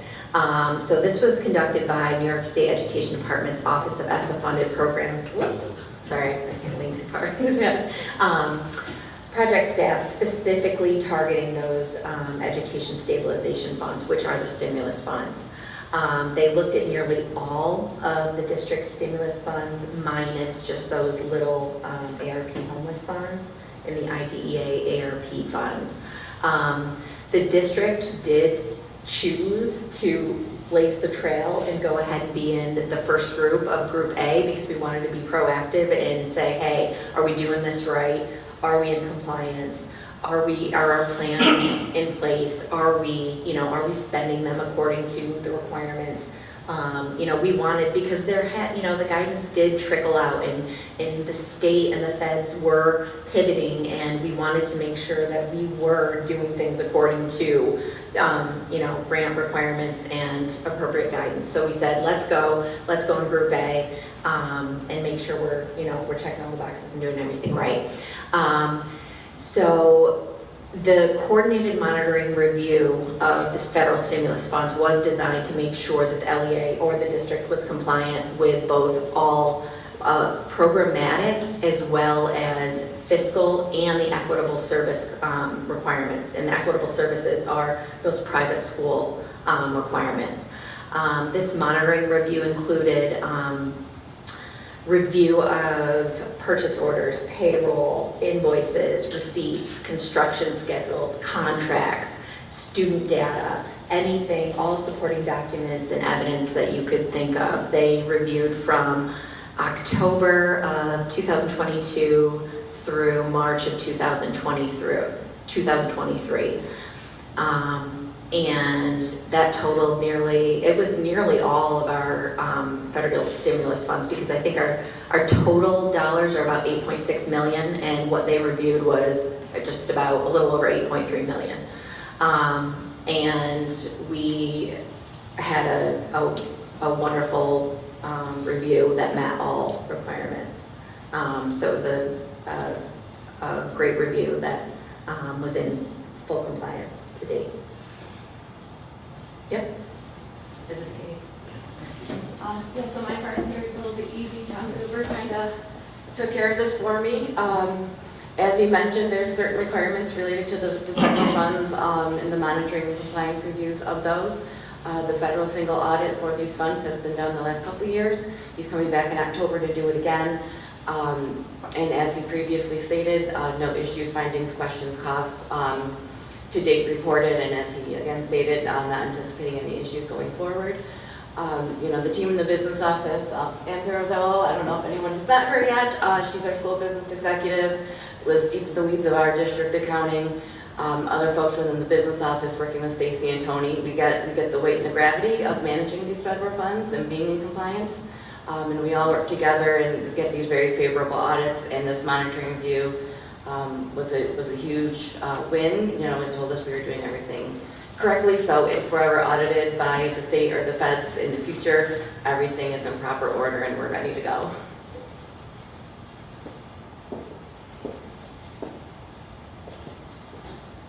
So we're going to jump into our annual ones and the ongoing, like I said, the perennial items of our particular ones. We're going to start with Title I, Part A. We just refer to it as Title I for this purpose. So this is every year, because of designations given, free and reduced lunch, poverty rates, select schools make this list of that we can allocate Title I money towards. So here are the three buildings this particular year. That can change from year to year. It's not always the same three. You'll see the scope of the period, which is talking about annual allocations, and the allocations you'll see in there, and how we spend the money. We do have to set aside the money, again, for homeless reserve every year. We also have those additional ARP monies to meet that need. The really exciting part that as a district we've taken ensuring we do is the parent engagement reserve. So while the rule of thumb is if you're over $500,000 allocation, to which we are, you must reserve 1%. I can tell you the year that we fell beneath that, we still put aside the 1%. We still find the value in expending and making sure people are because what will happen is Patty or Patrick or Mike will say, hey, remember that money last year? Can I spend it again? We don't want to be in a position to say, no, it went away because we were less than $500,000. That's ridiculous. It's a small percentage set aside so they can support great events with literacy and STEM and in STEAM within their building. On a regular basis, this is how we use the money. Again, that importance of the FTE towards the reading teachers and those teaching assistants, as we talked about as a priority as a system. And also to carry, every year this changes slightly given the allocation and the people in those positions and the variety, but for the most part, we're covering a certain amount of FTE in both those categories and when possible, additionally some benefits, and then set asides for family parent engagement. With some money given to private schools through their tutoring contracts that they do. So Patty's going to come up and she's going to highlight one example of the many great things we do in our schools with this money and just parent and community engagement in general. So without further ado, Patty, it's all yours.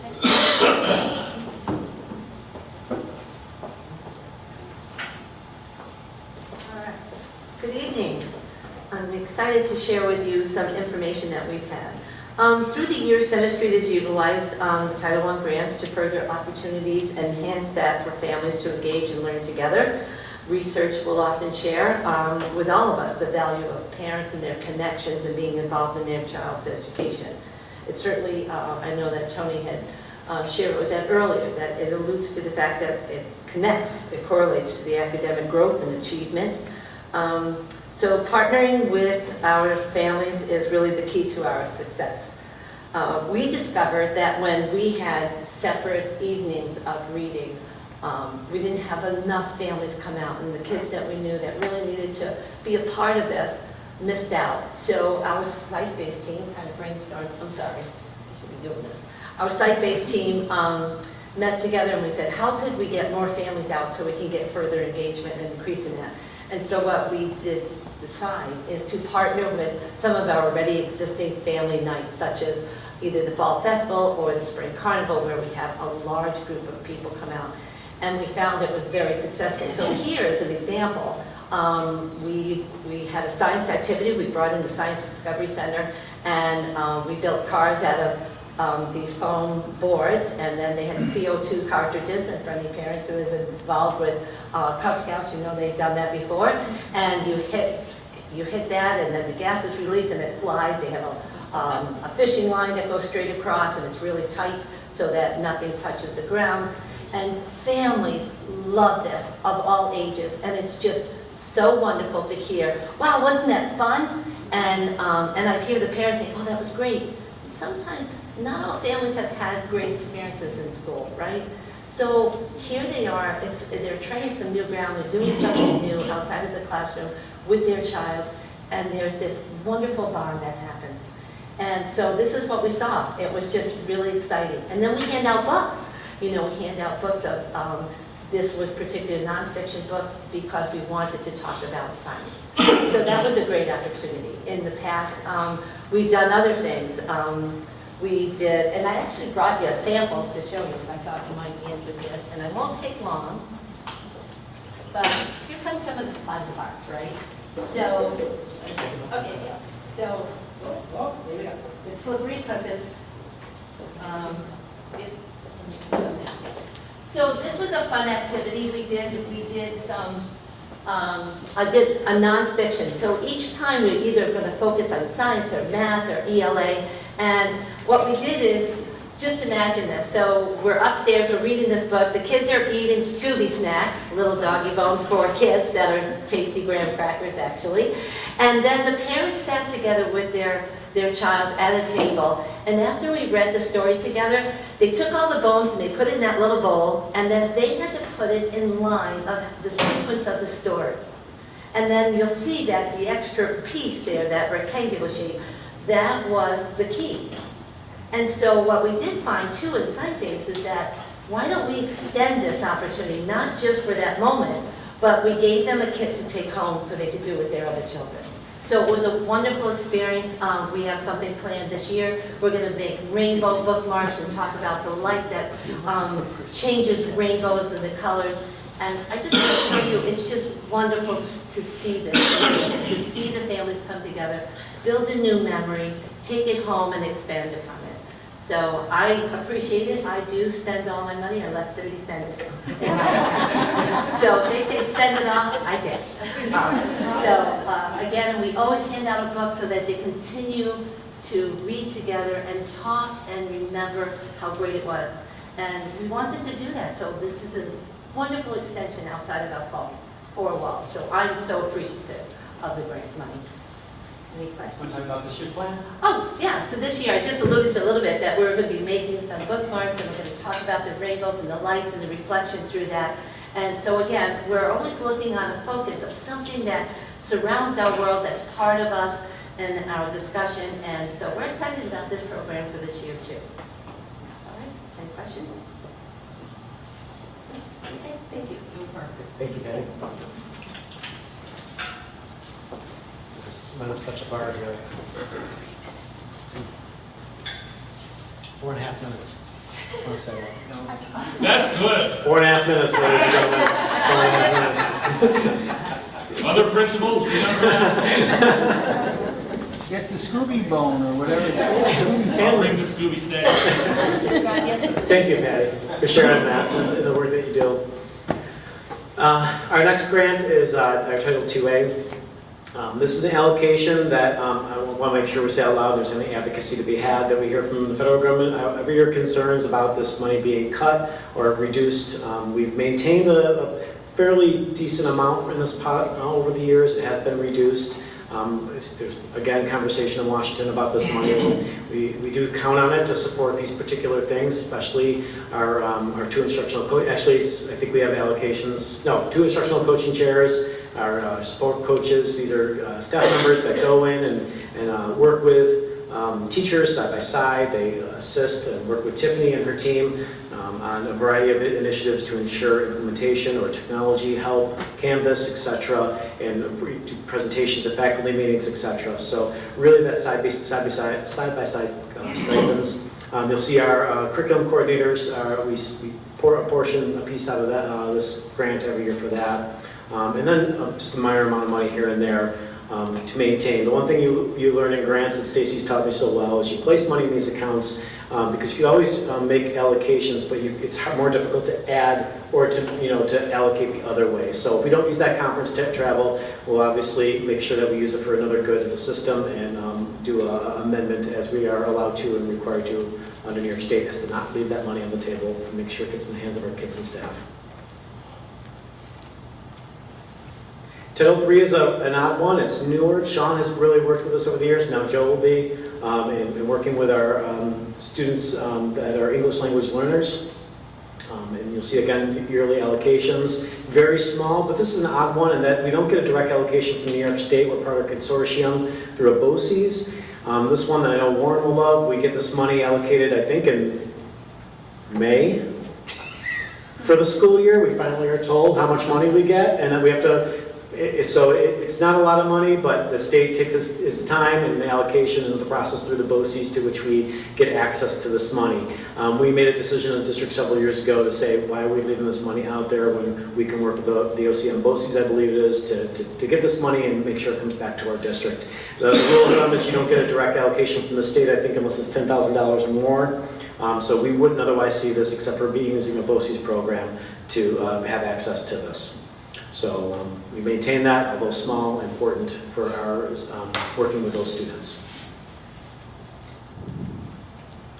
Title IV is also more newer in our ability to use this. We gained it, I'd say, 5 years ago or so, 6 years ago, we finally became eligible for this particular pot of money, and thankfully we've maintained it. You'll see that its requirement, when allocated over $30,000, you have to spend it on those specific things. This came right in line the time we were adding more social workers to all our buildings, and so at the time we simply just carved out a particular social worker. It happens to be Sunny Street, but it could have been any single one of them because they met the program requirements, and it helped to that the operational budget to ensure we can bring social workers to all our buildings, as was that initiative at the time and continues to be.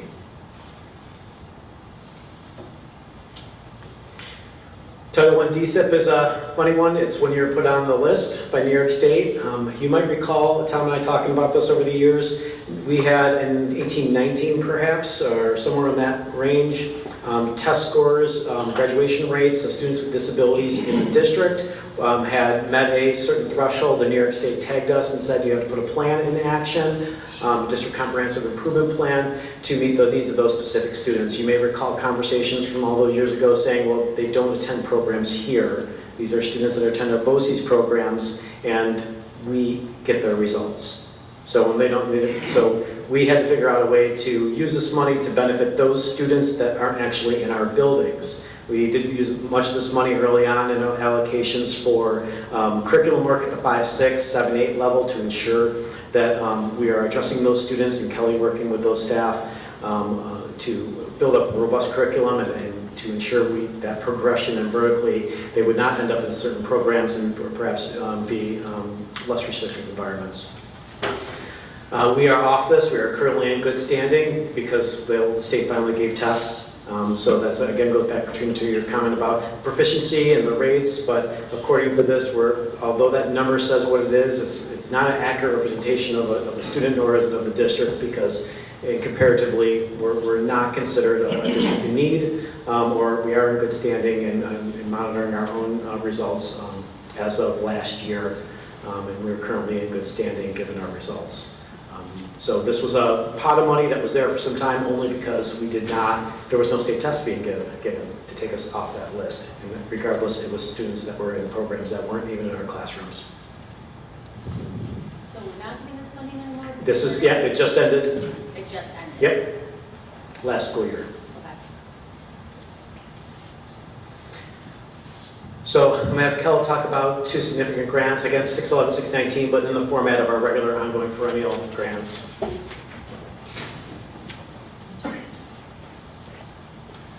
the two federal grants that support students with disabilities, 611 is students that are aged 3 through 21, 619 are preschool specific age kids. So we got money for COVID money to support additional needs for our students, but we do every year get funding through 611 for ages 3 to 21. A good amount of our money is used in proportion to educational staff. That is the backbone of our services. We also have district-wide chairs, just like the general education departments do. Some teacher stipends for curriculum work. Every summer we take a look at curriculum and work that needs to be done in order to support and individualizing the needs of learning for students as we come into the next school year. We also have brought in, when we looked at the science of reading, we were looking at integrating how our interventions align with general education curriculum. We talked a lot about that in the past few years. So we also needed some training and professional learning with regards to those new materials.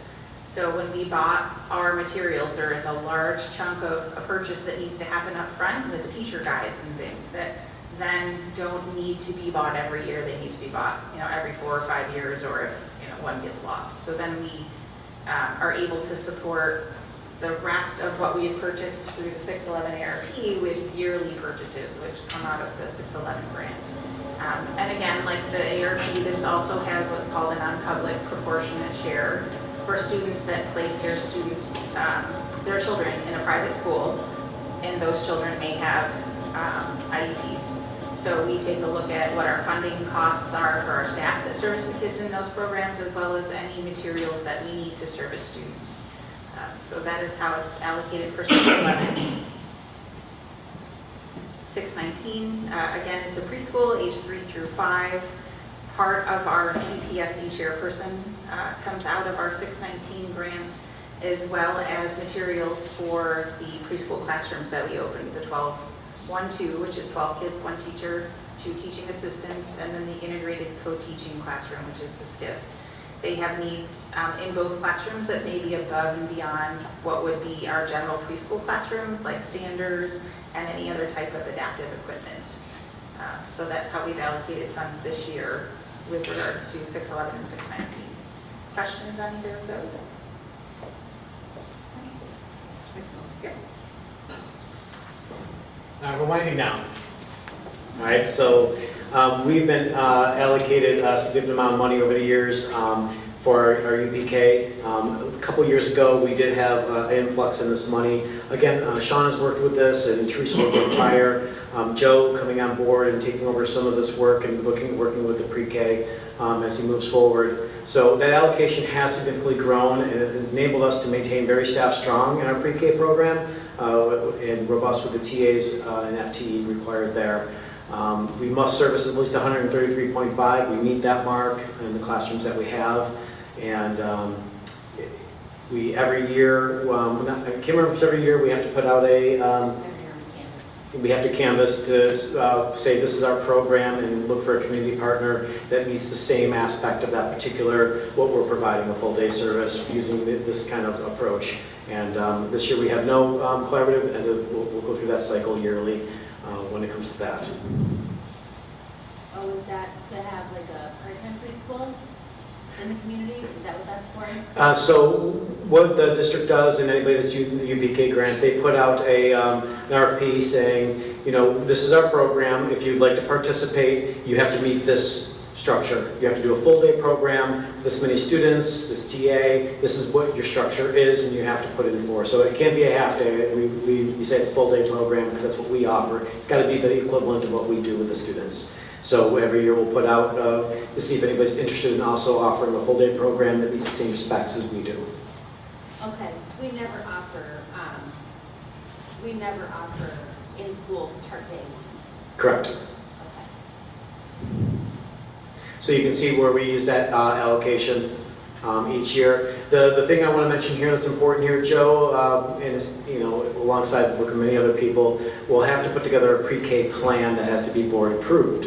So there's always, a catch with monies in New York State, a new requirement that came out just this year that has really no clarity just yet, is that we have to submit a pre-K plan. Sounds ominous, but it has to be board approved as well. So they are working on that, and they're working through that. We've got to make sure our stakeholders are all involved, from our principals and our teachers, to ensure that this is what we're doing and with New York State, and taking this opportunity to relook at the pre-K and what we offer and how we offer it, and ensuring they're learning through play and how they're doing that. Quick question, Tony. The 133.5, yes, is that the maximum that we can accommodate, or that's just a threshold we have to meet for the funding purposes? The latter.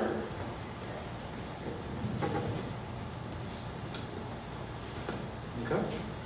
So look for that pre-K plan in the near future. We'll talk about it more. This last one starts rolling starting the time frame on our Smart Schools bond. Yeah, I was excited that it's my last slide.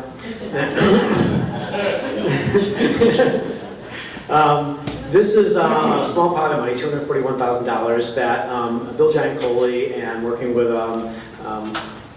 Mike Coughlin, determining the use of where we would put additional technology and interactive whiteboards in select classrooms and all the things that go with that installation. It's money that's available to us. It's unspent money from a couple of years that it's been. Yes? It's reallocated. We do have to go through a very specific New York State process to expend the rest of this money with this intent. You might remember that name, Smart Schools Bond.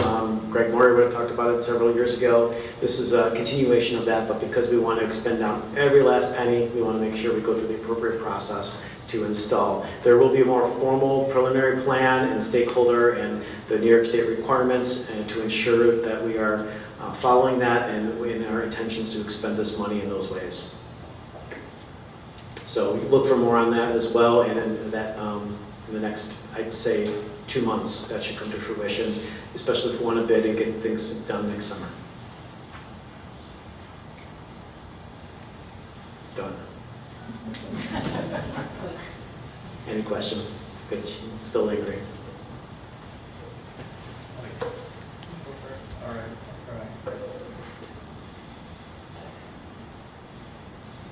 Well, not a question, but you may win the award for longest presentation of the year. We'll see. I think maybe. It's not be Tom. I think I might be Tom. I don't know. Yeah, well, you're a likely candidate, but all kidding aside, honestly, in my, I think, 6-7 years on the board, I've never seen this information presented in its detail, and I think it was particularly enlightening as to the amount of work that the district has to do in order to utilize these funds properly and to find the best and highest uses of them to support our students. And so frankly, I'm incredibly impressed at the work that goes into utilizing the funds, and so just kudos to everyone that's involved in that, and thank you. I think maybe Katrina might have been your idea originally, but I think the idea of walking us through this was really beneficial, so thank you very much.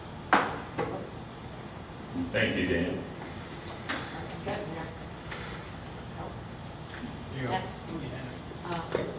Not really questions, kind of, backpacking on what Dan just said. Just excellent, excellent choices on how those monies were spent. Children, faculty, professional development, safety, arts. You guys just covered them all, which I think is amazing. And the other thing too, the confidence in your staff to put yourselves out there to be looked at and reviewed and checked before anybody else, I think says a lot. And you guys, some people find this statement rude, but strut your stuff.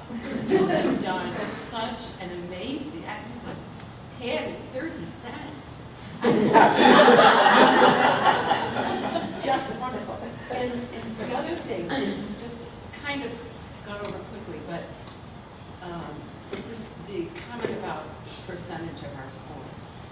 And I'm so glad that as a district, we don't look at one standardized 30-minute test and judge our children's performance by that. We look at a lot of different ways to evaluate how our students are doing, and we look at the whole child. And bravo for us. So you guys just, wow. Thank you. Thank you. All right, I'll shut this off so someone else. Oh.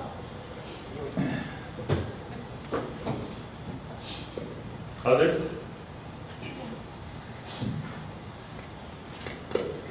Wow, great presentation. Stacy, thank you so much for coming on board and for looking at all of this work. And also, I know part of your job is not just doing this, but also seeking out other opportunities for our district where we can have funds to improve, student learning, SEL for students, really anything that we're doing. So I look forward to the work that you will continue to do to bring those funds into our district for kids and for staff. Thanks. Well, ladies and gentlemen, on behalf of my team as well, thank you for the comments. But I have to say, as an administrator with a team that is, how would you say, I believe, highly sought after by other districts at this point. I'm very proud of the work that they do, we all do, but it couldn't happen without the board saying the what and giving us the authority to do the how. And that's the relationship. So I want to commend all the board members from now as well as in the past, because this all happened because of all of your foresight, your decision-making, that we work together, and I know that will be the emphasis going forward. So thank you very much. We hope this helped to give that piece as we move on to other things for this evening.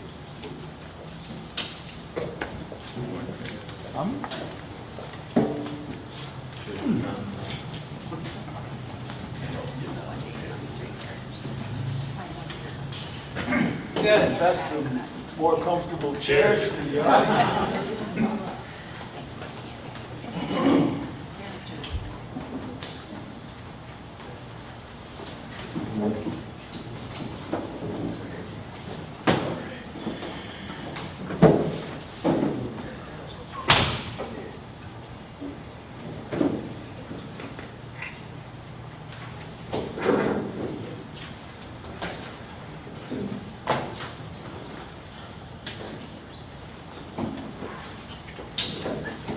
Okay, next we have the report from the superintendent. I will try to keep mine brief, more so than Tony, as I always say, so thank you for giving me a lot of latitude tonight.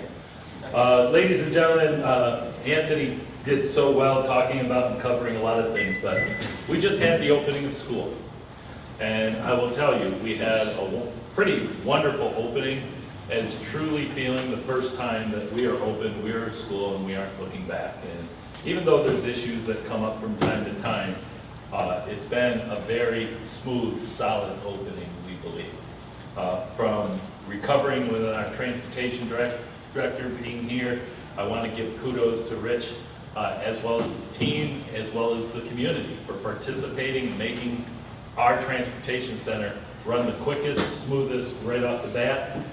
We had relatively very little complaints, and I can tell you that within 2 weeks, we were back to normal dismissal times, and honestly, we also have a little sharper dismissal time from what we heard at the high school, which was always our lagging time. So as we look through the transportation system going into the future in 25, I think we have many different options to try to do that. And one of the things you'll hear me talk about is the fact that we've had some questions about after-school busing. And I'll end up posing that to Rich to start looking, what are some of the things after-school busing could help? And we've sort of talked about that a little in the past. But there would need to be a review of it. That's one of the things that if we do consolidate when we do go through our redistricting, that might provide some financial opportunities. If we wanted to do it beforehand, we could have that discussion as a board, but that is going to have a potential budget impact. However, it is something that is very valued. If kids can get and actively participate after school, we know they'll participate. The problem is we have a 269 square mile district, and some kids don't have the necessary transportation. Sometimes they live very close, but they can't get back and forth for our activities. And that would be a wonderful way for the board in the future or budget development to look at some of those opportunities. So I want to thank Rich, all your staff. I will tell you, a lot of people are having trouble getting staff. We are not, correct? Correct. We have 9 drivers in training at this point. We are fully staffed, and we have a couple subs at this point. So I want to thank the board for helping us with that situation, and we are going to continue on that path as they ramp up new systems that the board has had the foresight to purchase. So please extend that to everybody at the transportation center. In addition, ladies and gentlemen, we have homecoming coming up, not this Friday, but the next Friday. And that we shifted to our Hall of Fame induction so that the community knows we are inducting a 2004 graduate, Laura Keating, a 2015 graduate, Amanda Sheepan, a 1982 graduate, Mark Moore, and I can't say graduate, but it goes way back, lives up the road from me, but a coach, a teacher, and an all-around nice human being, Mr. Steve Monks.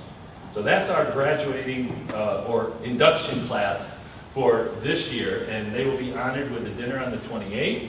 If by chance anyone would like to go to that dinner, please contact myself. We'll get it arranged with Charles, and that I think will be at Tonino's. I think, Warren, you had the privilege last year with all those lovely ladies. And they finally got him in a pitcher, so that was a good thing. He couldn't get out of that one. But it is a good night to honor and a lot of good things that are coming, so we hope you can join us.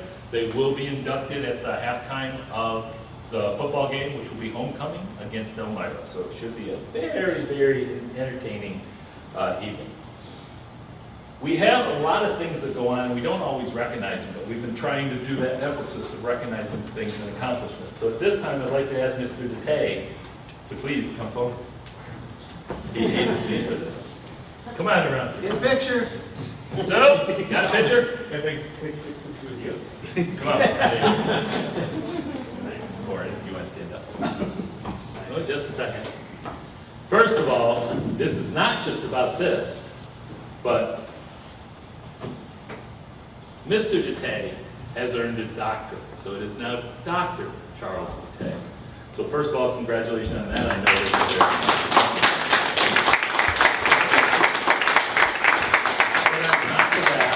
Charles has been doing a lot of work getting his doctorate, running all our athletic programs and everything, but he also received his National Interscholastic Athletic Administrators Association certification.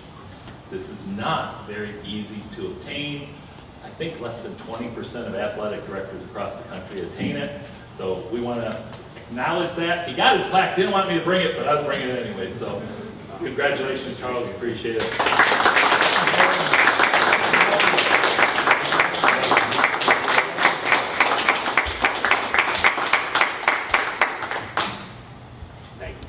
Congratulations. So I can say you can put that in your office. Right. Well, so I earned 6 letters behind my name. That's really it. But it's all about the kids, and that's just trying to get better every day. Charles, would you like to present this to is the more important. Thank you. Glad you grabbed this. So this is to the board. We talked about academics, how important it is. It's a priority for our athletic program, just as it is every other program in our district. We just heard about a ton of funds that go to support that. But our school last year earned the school distinction, which means every one of our varsity teams, we have 31 of them, were scholar athlete teams. There's one team in the stack that accomplished it this year, it was us. There were 4 teams all in Section 4, and obviously we're the biggest one to attain it. So it's a huge honor, but really a recognition for our student athletes, our coaches, and really the board. I mean, you guys supported our new initiative with the academic policy, middle school being influenced now. Huge impact, and last year this is proof, right? So outcomes, outputs, outcomes, right? So awesome things, but congratulations to the kids and to our coaches and our community and our board. So thank you guys, appreciate it.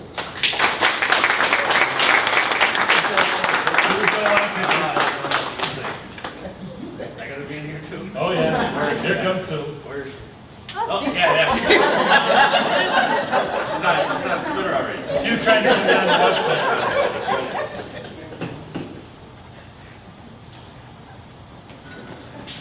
Thank you. Can I take it back to my office? You can. I'm proud of this. They don't want to give that one away. That's right. So Good place for it, not in a storage on some No, shelf. this is, every kid that comes to my office, see that? and it's blue, so how appropriate, right? Thanks. Ladies and gentlemen, also, it's that time of the year as we go into National School Board time and New York State School Board Appreciation next month. And we also have the New York State School Board Conference that I must inform the board that it is time in this week's update that you will see the proposed resolution packet of what NYSBA is trying to look at their legislative agenda. So this will be in the update. As the officers have already indicated, we will use the same format that we've had in the past where you can read through it. The board adopts NYSBA's position, whether it's good or bad, unless we have a debate here about how the board wishes to change. So if there is a specific item that you wish to discuss, please notify Terry and me beforehand so that we can prepare it, and we'll put that in an update so people know. But that will have to be done at the October board meeting, because immediately after is when the business meeting happens, which all of this debate and the real Robert's Rules of Order really plays out in the state format of over, what is it, like 700, 800 people in a room trying to debate this. So with that, that will be in this week's update. But on top of it, we need a voting delegate. So the board has to decide a voting delegate and a potential voting alternate. We need to decide that tonight because there's some training that has to go on in place for those people that are going. And we have Liz go, we have Warren go, we have Doug, Aaron, and Kevin go. So the voting delegate could be one of you 5 lucky individuals. The people who have served in the past has been Mr. Christmas, who is unable to go this year. But really, Mr. Johnson, who is awesome. All opposed. So we'll come back to that board report to make that selection. But I needed to let you know that I need that and an alternate because we do have to register and Carrie will after tonight's meeting. Just so that you know, we have been receiving, because it is tax time from our local community, there is some issues out there with some property owners that are saying that they've received a 20 or 30% increase in their taxes. When we've talked to them, that's not necessarily the true case, but we can assist them in understanding their tax bill. A lot of times it has nothing to do with the school. It has to do with the assessor's office. And oftentimes there's not necessarily always the best discussions at that point. But once we have it, we try to get the person in touch with them and we show them.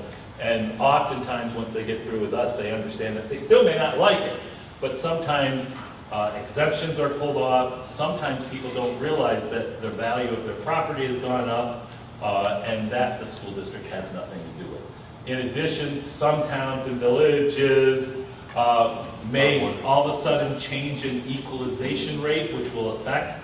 Our tax on true is $16.38, right?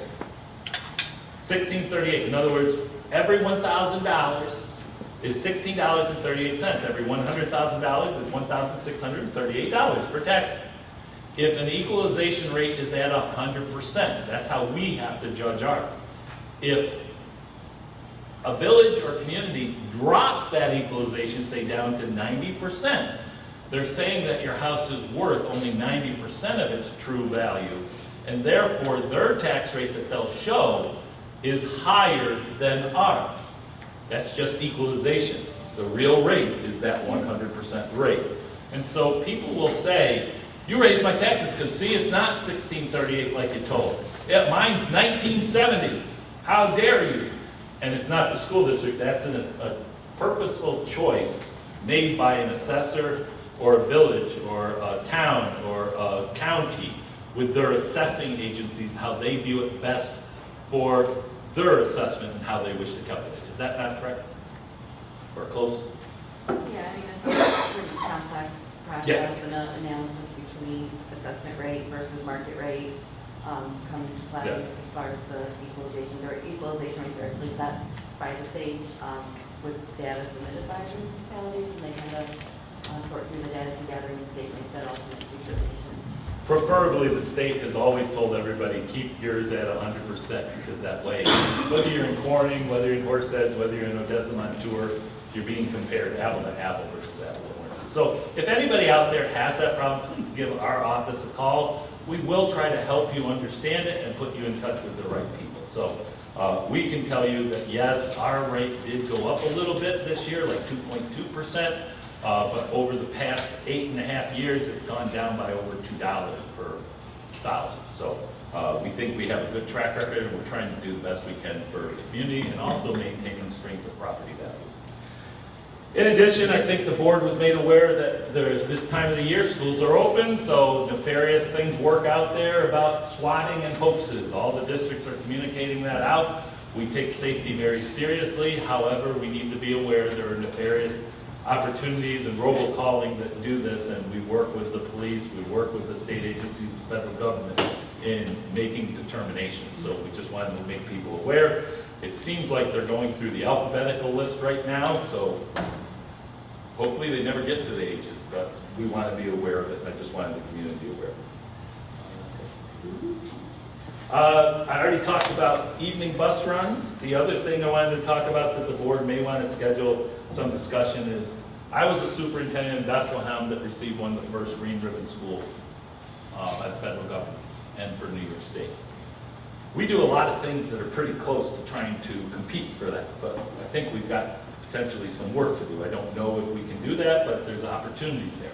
We have a wonderful energy program. We have a wonderful thing with transportation. We have potentially farm-to-table issues, but we may want to look at some of the other things such as elementary or middle school composting or green initiatives that could add to the educational value, but also add to the opportunity for the district maybe to consider applying for these awards. I haven't talked to Mike yet, but it was something I just wanted the board to at least think about, and in the future we can have a discussion about that. So I think I've got mostly everything. I did receive a communication from outside daycare that was asking for what the board talked about last board meeting in regards to potential transportation to their place of business. We have consulted with an attorney because it did come after the April time, as well as we did explain that the board has already made the position we will not be doing it after this year, only to not-for-profit. So unless the board wishes to, I did say that we would respond, but I'd bring it up. Does the board wish to enter in or go back on what they made the decision on last month? And I'll leave that open to the board. That's the last thing I have. So board, anything? What decision did we make? Well, the board that was there made the decision that for pathway, it's now Amy Sunshine's daycare, they switched from nonprofit to profit. And it was because the county and a company went out of business. We had already had requests for that, which they came in, and we would normally transport to Amy's or what was known as Pathways, because probably about 11 to 30 individuals would be caught with no transportation for this year. The board decided that we will carry that throughout this year unless it becomes a problem. And then at the end of this year, no for-profits will be able to entertain themselves of transportation. Correct? Is that what I said? What we thought. It can only be for non-for-profits across boundary line. So if I live in Big Flats and the daycare is in Big Flats, we transport there. But we don't transport someone from Gardner Road to Big Flats. And we never have. So hopefully that helps. I just looked at the meeting, so I was curious. Okay. Yes. So I know you got a lot on your plate. Oh, yeah. So this might have slipped by you, but they actually changed the NISBA annual business meeting to the 2 Mondays prior to the they did? Convention. So now it's October 16th, which It's is before board meeting. Yes. So I don't know if we want to set it up where if there's any objections, then maybe, I don't know if we want to hold a special board meeting to discuss. You would have to ask for a special board meeting only for that purpose. Right. So just be aware of that. So it's a Monday night, October 16th, starting at 4 p.m. So whoever's the lucky person that gets selected, just so that you know, when the board sees this weekend, if there's no changes to what NISBA's position, no challenges to it, it's easy. We're all set. We tell the person that this is what you do, and that person always has the ability on the floor to try to determine what's best for the district if there's amendments and so forth. So does everybody understand that? If not, please just give us a call. We'll try to explain. Yeah. I will just say that I am very excited about the composting opportunity, and we want to see more about that. Those flowers over there are results of my home compost, so all about as much as we can do. Thank you. Thank you. Does anyone miss that? Other questions or anything? Otherwise, my report is done. Thank you all.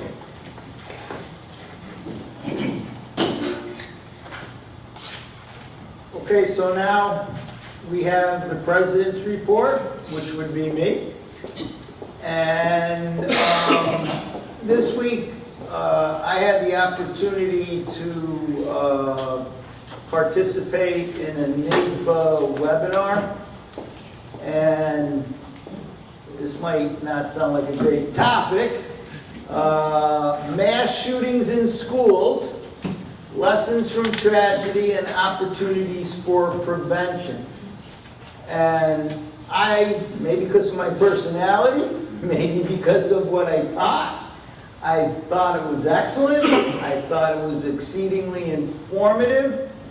NYSBA said they would put it on their website, and I went and checked today, and it has a tab for past webinars, and when you hit it, it says name and password. So I don't have either of those. So if the school district has those and are willing to share it with other board members or anybody in the audience, I think it would be worth your time.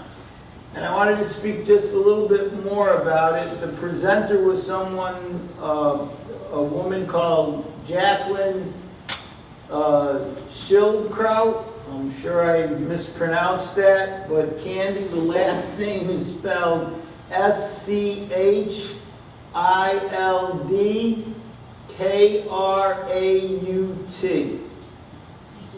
All right. And she has been studying mass shootings since 2006. She consults in some New York State school districts. The closest one to us would be the Syracuse City School District. And she is a graduate of Marjorie Stoneman Douglas High School. So she used the Parkland shooting kind of as a way to explore what might have been done great, what might not have been done, and come up with best practices and areas like that. And the one, besides a lot of other information, the one thing that stuck out in my mind and why I'm talking tonight about this is that we know the incident took place on February 14th, 2018. And up until that date, they had never conducted a lockdown drill in that school system. So I was employed here up until 2011, and we were doing it earlier than that. So based on that fact, it got me curious, so I went to the Google machine, and I did some research, and there are 7 states that do not require any lockdown drills in the United States. Minnesota requires 5, and they're the highest in the nation. Florida didn't put in a mandatory lockdown drill until 2022. And all of our administrative team knows that in New York State it's 4. And going through further research, I found out that because of the concerns about lockdown and the social emotional issues surrounding what happens, there was a proposal put in the New York State Legislature to reduce it from 4 to 1. And it passed the Senate, but then the session time ran out, so it didn't get to the Assembly. But it's probably gonna come back. And I don't know what the board's opinion is on if the state says only 1. Should we go with what the state says, or should we exceed what the state says? I would just put down my marker that I think 1 is too little. I think we practice in sports, we practice in theater, we practice in music, so that it becomes muscle memory and you don't really think about it. And in the environment, I hope we never have to go through it, that they talked about in this webinar. I would really like to see muscle memory and things that both students and our teachers and anybody else in our buildings, they don't even think about it. It's just ingrained in them. So I'll lay that marker down. I don't know if your administrative team wants to talk about it. I don't know if the board. I know it's not the greatest topic to talk about, but I thought I'd bring it up. Well, first of all, I thank you because I was able to just sign on to part of that, but you're absolutely right. There is legislative action, and I spoke up and I was interviewed on Capitol Tonight and some others in regards to this very issue. And I will tell you, I laid down my marker. I think it's absolutely absurd. And the reason why is part of that bill is that even if you do one, parents would have the right to opt out of it. There is no situation where anybody can opt out of these issues. And yes, we do want to make it as trauma-informed, but that's why we trust our teachers and administrators to do what's best with the students. And you know what? I will challenge any one of our students can probably handle themselves because of their ingrainedness over time, even though we don't want to have to do this. But if they were out in an area, they'd probably leave their parents and others in the process that they may not know what to do. So I am dead set against it. I know our superintendent's organization is. I would highly encourage the board to authorize me to advocate on behalf of the board as much as possible. But I'm going to advocate no matter what. I'm part of administration. Any other comments?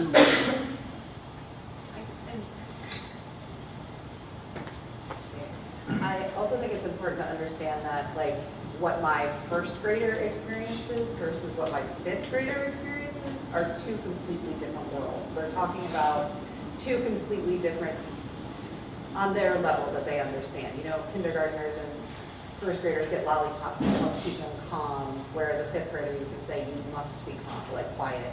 It's a different, it's age appropriate. It's not at the same level that we as adults experience it.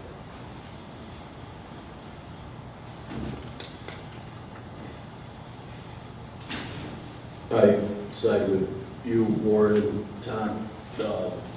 I think 4 is the correct amount, and to even go down a number because of this would send the wrong message to Albany. So it would be my preference to have the horse heads remain at the 4 drills per year, understanding that as much as you guys do for the social emotional awareness of kids, that is unfortunately in that situation placed out, is thrown out the door. So sometimes we're placed in horrible situations where we can't take into account social emotional impact. And this is that situation exactly that needs to be met with those 4 continued drills. I agree. I agree.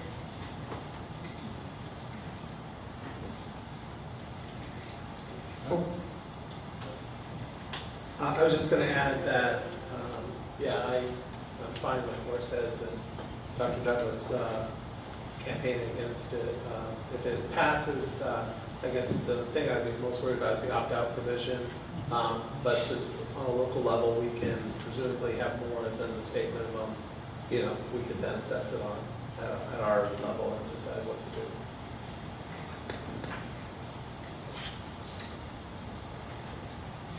Okay, that ends my report.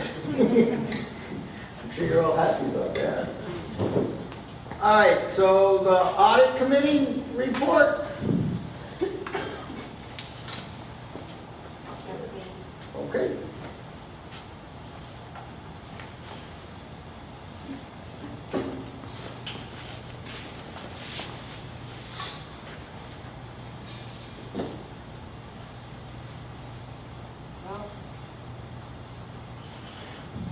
There we go. Nope, it's not. All right, I think I got it now. Hey. Sorry about that. It took me longer to turn on the device than it will to give the report. So I don't think that there's anything more for me to report than what has already been shared out tonight by Tom Zuber. We met collectively on September 13th. We met for approximately 45 minutes. We went through in detail the document that was shared out to all of us. An explanation was made on virtually every single line item. We had the opportunity to ask for feedback, ask for clarity, which we did. There were a couple of topics that were new to me that Christine also had asked for detailed information on, and everything that Tom shared was clear at that point.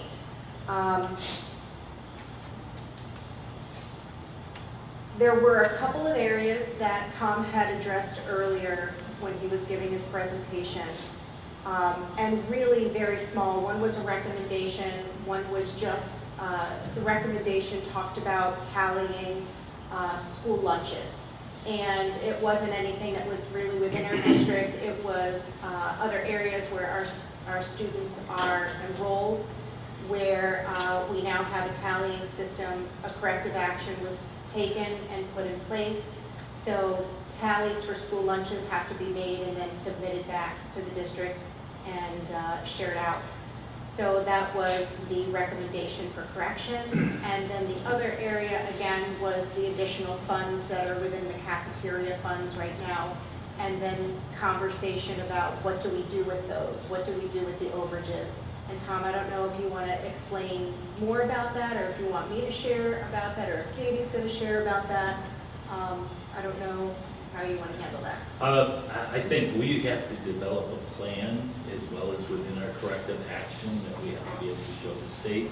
But I think initially our plan is we want to support a couple of the projects in their cafeteria development between Ridge Road, Gardner Road, like we've done, as well as Big Flats. But in addition, I'm going to probably during board member comment ask for a potential resolution to authorize me to use some of the funds to support lunches starting October 1st at the high school for the rest of the year. I just didn't want to step on toes. Yeah, no because problem. you talked about you sharing that, No but I problem. didn't want to step on Yeah. toes. So, but really that was the crux of the conversation. And I also wanted to just share out how impressed I was with Tom, that he took something that was, Tom Zuber, the CPA that presented here earlier, took something that was really a very complex topic. And he really spoke very well on it so that Christine and I, and obviously the others in the room, could make sense of it.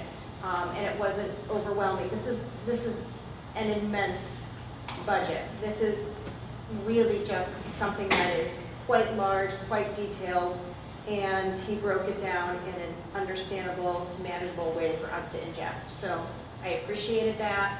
I give thanks to him and his company for doing that for us, and otherwise, no other comments. So thank you. Okay. Just a quick question about that. Just a quick question about that. How much money, you guys keep talking about the lunch balance fund, how much money is in there? Like the surplus, did they say? Does anybody know just like a number off the Yeah, top it's of in their the head? report. It's in the documented report, and it's on, The management letter, yes, within the Under management letter. 8.09, I think it's and 426,000. 426,000 is what's left over? Okay, I was I just think curious. so. I need to I pull it read out through myself, most of but it last somewhere in night. that ballpark. Yeah, okay, I just didn't know, just curious. Thank you. We estimate the lunch fund would be about 136, give or take, depending for the rest of this year. For the high school? which is- Yeah, Yes. for the high school. However, like say all of a sudden in December, they do that, it will be much less. And here's the unique thing, if they did that, we'll start generating potential revenue throughout the year for the end of the year that could virtually pay for what we already paid for, and that money would be still in the fund. I read somewhere something about the school districts being able to supply food for the elderly community. Anybody know about that? Anybody familiar with that? Like carrying up like a Meals on Wheels? I read that somewhere, I can't remember where. I can tell you, we did do that for anybody that needed it during COVID. Right. However, right now, we are not allowed to. That would be considered, unfortunately, a gift of public funds. Oh. We have always said that if there's somebody in need and we found out about it, we tried to see what we could do to help our community. So if you know of anybody, please let us know privately. That way there's some dignity for everyone. Katrina, that fund was $465,608. Thanks, Erin. You got it. And that's it from our report. All right. Policy Committee report. On September 7th, the Policy Committee met. We discussed policies on student rights and responsibilities, due process rights, and student government. As those three draft policies or amendments will come before the board tonight for a first reading, for discussion, or possible amendment. And then policy 50, student complaints and grievances we tabled for later discussion. We also had a kind of foundational discussion for the beginning of the school year on the role of policy, kind of where Horsehead's policies came from, and how we do our review process. Okay. Good. I did have one comment I wanted to talk about with the board. And this is looking forward, as we do policies, I wanted to bring up the discussion point of inclusive language. And do we consider, if it is legally viable, do we consider taking out the his, her, and putting in they, them? So it is completely inclusive, knowing that we do have transgender students and staff potentially within our population. So I didn't know if that's something the board wants to consider. Or You might be able to, I would have to go ask legal, but I also know you have sort of that background, even though I'd still have to ask legal, but is there any restriction to it? No, I don't think so, but I guess my overall statement is I think as we revise policies, for revising language in a particular area, I think we do tend to remove gender language there. But we don't, I don't think we review, or I don't think we're looking at that issue particularly. It's just if we're amending a paragraph and we see gender language, I believe we do address it there. Yeah, because in the, I believe it was the student conduct form, it said him, her, they, or him, her, and his, or his, like in a couple different places throughout, which we comes to mind. Yeah, I'm sure there's plenty of gender language in our policies, Yeah. and up to this point, all we've done is, I think, just kind of fix areas that we're working on. Any more questions for Doug? All right, moving on to section 8, finance items for action. We need to vote on 8.02 through 8.11. Can I have a motion? Second. Curiosities, discussion, comments?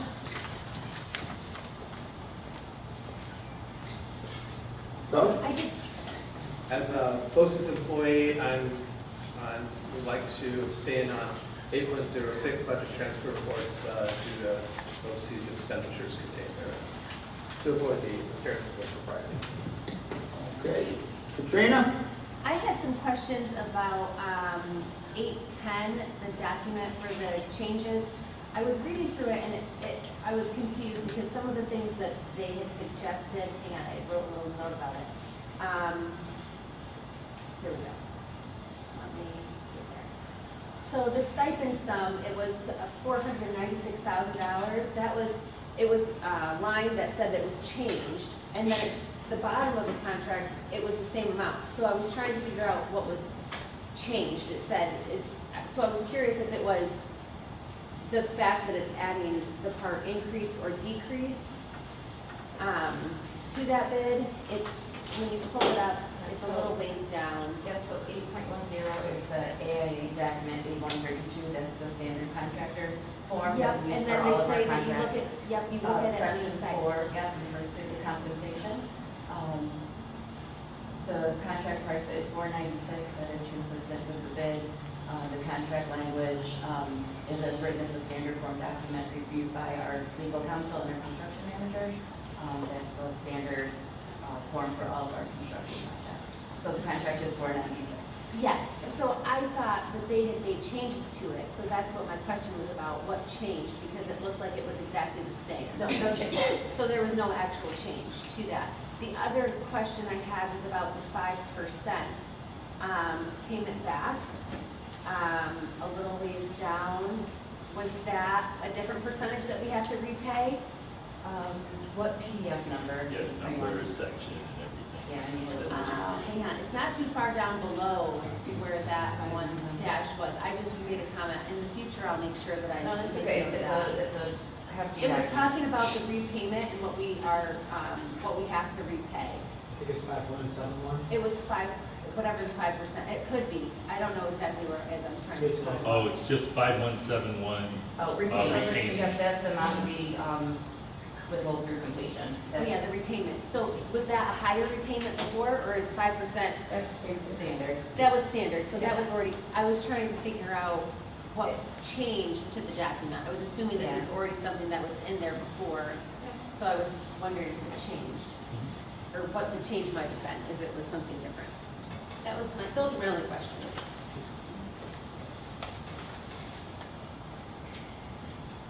Okay, so other than Doug abstaining, well, wait, first I gotta go, all in favor? Aye. Aye. Okay, opposed? And then Doug abstains on 8.06, correct? Okay. All right, so we move on to section 9. We have votes on 9.02 through 9.04. Can I have a motion? So moved. Second. Discussion, curiosities, comments? Please be aware as a board, in the HR agenda, there is the approval for agreement to ratify and fund the Horsehead School Service Association. President is right here. I will answer the questions as I have always had. I believe mutually we have developed a mutually agreeable document that's in line with similar other documents, either in district or within the region, that is competitive, if not even a little bit more than competitive at this Question answered. I just had a comment about the 9.4, the resolution for temporary, the authorization. I do think that we should be following the policy on our hiring. Are we not? Well, they do have it outlined about, like, there's committees and meetings, there's different people that go through to do it. There's a bunch of different, it's kind of a long policy when I read it. So that's all, I just want to make sure that we're doing. Oh, just so that you know, they still go through that, they just bring it to me. And so that the district does not have to wait until the next board meeting, which could be anywhere from 1 day to potentially 30 days, that procedure's there. And I informed the board to just do one final check to make sure there's nothing wrong with the candidates that we were bringing forward. So you're just hiring them and then you're bringing it to us later for the approval? Yeah, but you So have to all the same understand, my policies. commitment to them is the board's commitment to approve them as well. But all of the policies and procedures leading up to that are still followed? Yeah. In other words, I don't go out and just say, hey, Sean, nice to see you, come on, we need a bus driver. Even though I know Sean would love to do that. But we don't do that, we still go through it. And the hard part is like in facilities maintenance, people are coming in, interviewing, they're good for the job, but because we would have to wait, because I don't have that authority now, because it stopped at the end of August, I think it was. No, at the end of the September meeting, we've actually potentially lost some people coming up. And it's not because we did anything wrong or they did anything wrong, it was just, okay, I'm gonna come to work for you, and then all of a sudden, I'll say BOCE swoops in and said, that's why I don't want to send the names out, I would. But BOCE swoops in, or say Elmira swoops in, the next thing you know, you're able to be approved quicker there, and then they take that job and we lose Canada. So that's what. Yes. Sorry, I know you would never do that at all. So the one person over like 5 years. Tony, was that in your office, or? No, I can't remember. So all of the processes are followed. Everything's done, whatever things you read in the policy are all followed. But our procedure was you weren't officially hired until the board said you were hired.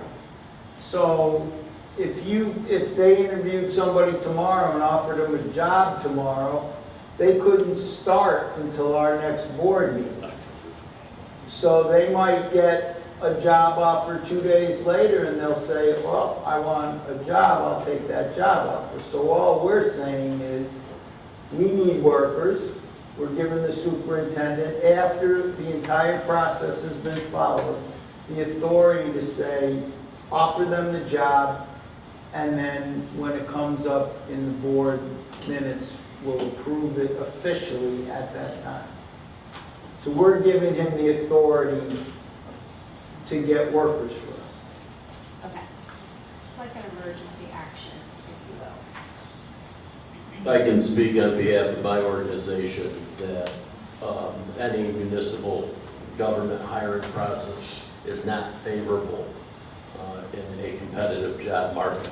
And especially when it comes in, we've already acknowledged that we have to do this to be competitive on the teachers' part in summer, but definitely for more not specific staff such as maintenance, custodial, food service, the competition for anyone to go into a public sector or private sector is just too great, and is even now making the legal process of hiring even more bothersome, if not preventative. So I understand the necessariness of this resolution. Okay, so to review, we're voting on 9.02 to 9.04. There's a motion on the table. All in favor? Aye. Opposed? Abstentions? Thank you. All right, now we have miscellaneous items for action. We have 10.02 through 10.09. Can I have a motion? Second. Discussion, curiosities, comments? Mr. Adams? Observing firsthand at high school orientation, the wonderful book bags that were provided by the community, and what wonderful trend that we see. My question to you, Dr. Douglas, is what does the district do in thanks or acknowledgement for these donations that we have and do receive? Yeah. Normally, if it's like a very simple thing, like I think we've got some for Center Street, we wouldn't really do much because they're giving that in and the board's approving. Major things that we have sent out, thank you letters and so forth. Sometimes it's for tax purposes, because say somebody, we don't want pianos, we get plenty of pianos, but every now and then there's a really nice piano, and that piano may have a value on it, say $5,000–6,000. The individuals aren't donating for that, but we also know that by sending them that letter, they can at least use it as a potential tax rate. Then we do try to ask people if they'd like it, and we still send it. Is your hand up or? No, it's fixed. Okay.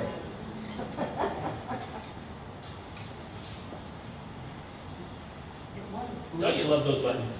So anyway, teacher voice. I'm just interested in, and I guess it's being nosy, who are the Cornell Elves? I mean, my family's kind of attached to Cornell. Is it a local group or is it, or it can't be discussed, I understand, but. So the Cornell Elves, I guess it's Cornell. Yeah. It is a group of employees that come together. They do a Thanksgiving basket drive. They do a backpack basket drive, hats and gloves.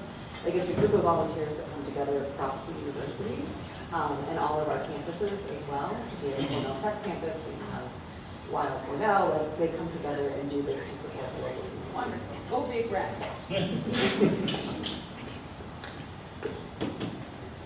Okay, so again, in review, we're voting on 10.02 through 10.09. We have a motion and a second. All in favor? Aye. Opposed? Abstentions? All right, so we have 3 board policies for first reading in section 12. 12.01 through 12.03. Can I have a motion? Oh, no, I don't need a motion for this, we're just discussion, right? Just a discussion, yeah. Yeah, so No action. do we have any curiosities, comments, or discussion? Just that I thought the edits were great. I do. Go ahead. You knew I'd have to have Yeah, go for it. a question. So on policy 5311.2, so the second paragraph, student government shall be of the students, by the students, for the students, representing all students within each secondary school. Do we have any student governments below secondary school? So should that, and if we do, should the language be changed? I guess, is my question. We do have one at the intermediate. Intermediate school. I don't think there's discussion in the third and fourth grade. So I don't, you know, whatever.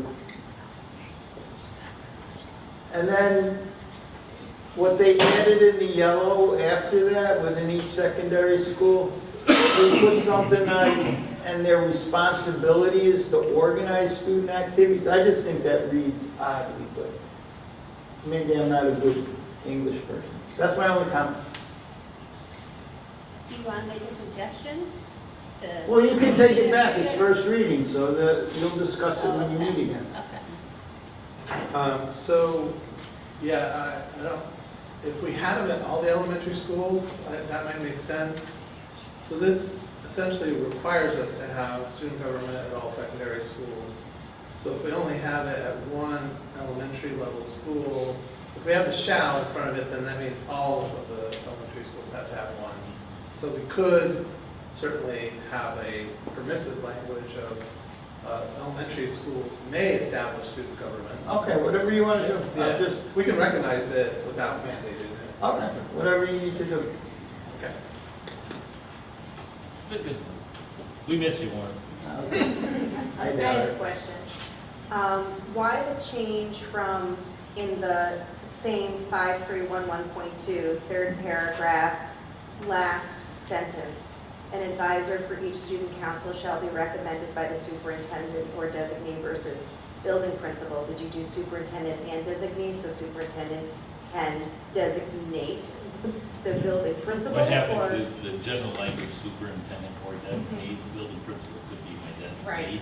The problem is building principals have no appointment authority. It all goes through me, but honestly, they come, they recommend, and a lot of the times their recommendations are followed.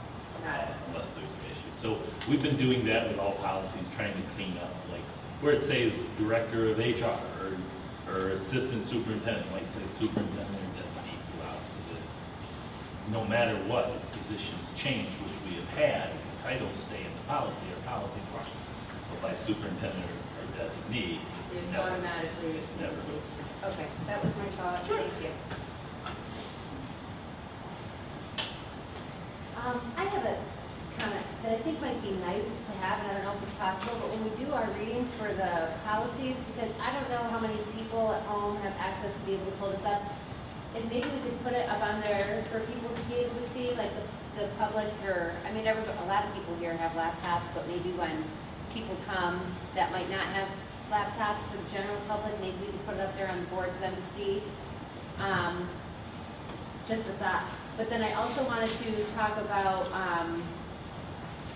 I did send an email talking about it. I didn't agree with taking out the whole policy on the student grievance.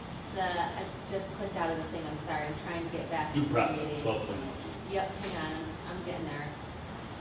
The 12.02, the student due process, we were talking about how things have the duplicity and taking out things that have duplicity, but I thought that that really clearly outlined what the students' rights are and the processes that are followed. And when I went back through to double check with the code of conduct, it didn't seem as if it was as clear. It kind of seemed that it was more gray and left up to change, because it said the students who are found to have violated the district's code of conduct may be subject to the following penalties, either alone or in combination. And then the school personnel, like further down the code of conduct, will be able to authorize or impose that consistent with this, and then it said consistent with the student's right to due process.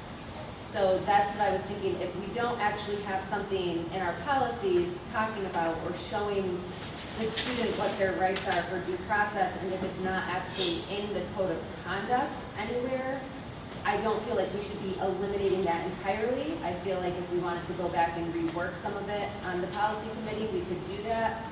Or maybe we should be changing the code of conduct to get rid of the student's right to due process. I don't think we want to do that. I think we want to make sure students know that they have rights to due process. So that was my suggestion that I wanted to put out there, and we did talk about that at the policy committee at the meeting. So that's what I wanted to say. And then my suggestion to the whole board, so that they know, for some of the new board members here, or for some board members who may not be on the policy committee, the way that the policy committee works is that Caitlin makes the recommendations on the changes for the policy committee, and then we look over those things. And I thought that maybe the board may want to make the decision that we choose to edit the policies ourselves, look over the ones that are up for review, and then if we want to make edits to those, we come up with the edits and then ask if that is like legally advisable, as opposed to coming from the other way around. Those were my suggestions and comments on those. Board, please, let us know what you would like. So, Ms. Umbarski, as a member of the policy committee, I don't think you need to talk about how you want to edit things, because you're on the committee, so you can talk about that during our policy committee time. Also, the due process rights policy you're talking about, nothing's being changed with regard to student due process rights if this policy is repealed. Students get a whole packet of, and the parents get a whole packet of information in terms of what their rights are, mandated by law. So absolutely nothing's being lost here, other than it's not being listed in this way in our policy going forward. And as we talked about in the policy committee, this is very dependent on what the rights are under Education Law 3214, which is currently under discussion at the state legislature, which very well may change. And so at this point, the majority of the committee felt like we were okay with the possible repeal of this policy going forward. I would also speak up, I guess, in the sense that just to understand the board's role in policy is we don't necessarily write the policy per se, we approve the policy. Now, I don't want to mischaracterize it either though. As a board, we're very dependent on what the administration is doing and how things are actually operating in the schools.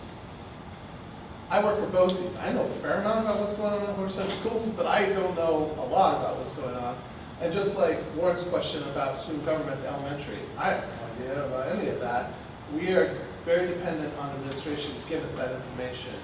And maybe I believe Mr. Filippo collaborates with the administrative team in bringing forward possible changes to policy. It's not Mr. Filippo herself. So I view it as a total collaborative effort where, as we're doing our successive review of policies, that the administration has kind of given us a tee up of like, these are some possible things you may want to do. I can tell you, we have not agreed with all of the changes they've suggested over the years. We have, and Warren can testify to this, we have wordsmithed the heck out of things that they have suggested before. So I feel like we are very much in the vein of what is intended under state law, that we are approving appropriate policies for our school district with the input of administration.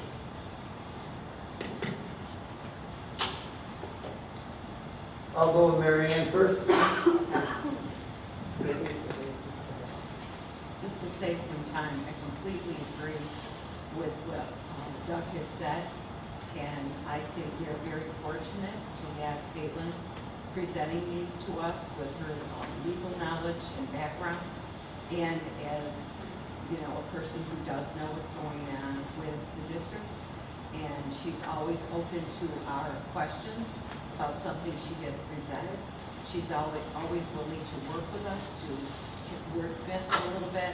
So I would really not like to see our process of going with Caitlin's presentation first and then discussing it and making changes that the majority of the policy committee is in agreement with. Liz?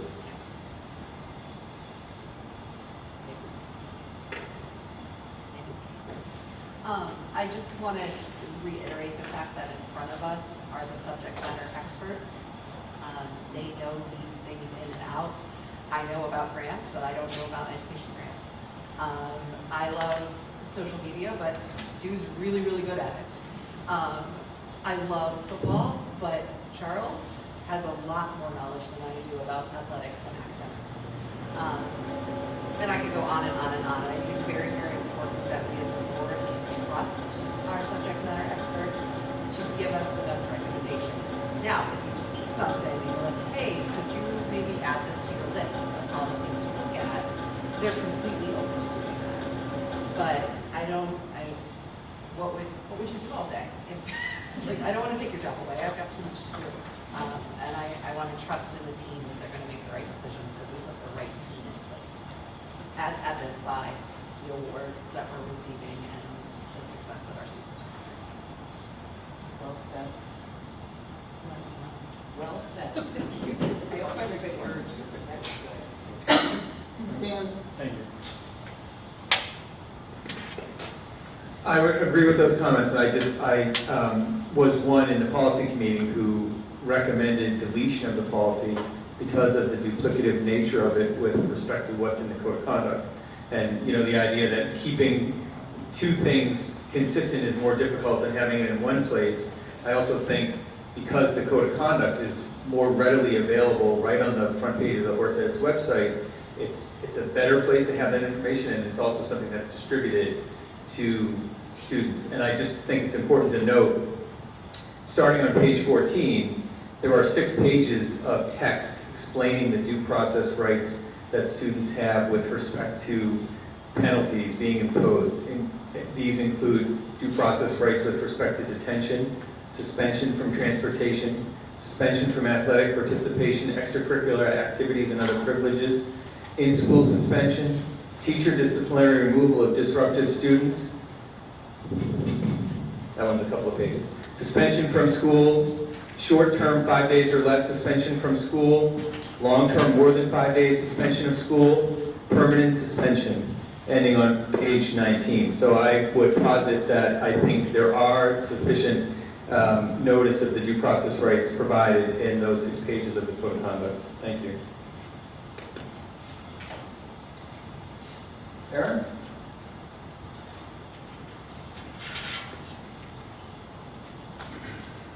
Okay, my question is more directed back toward the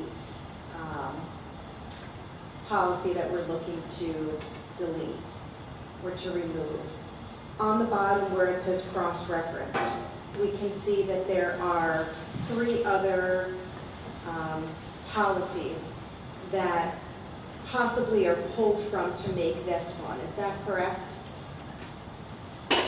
Or they're related in some manner. Or they're related in some manner. So just in the spirit of being collaborative, right?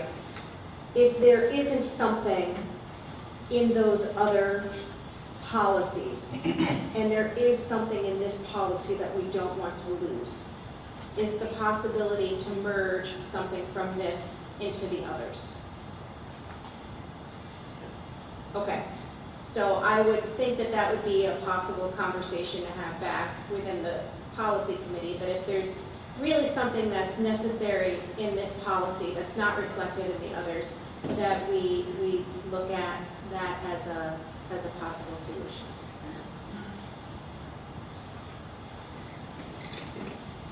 Liz?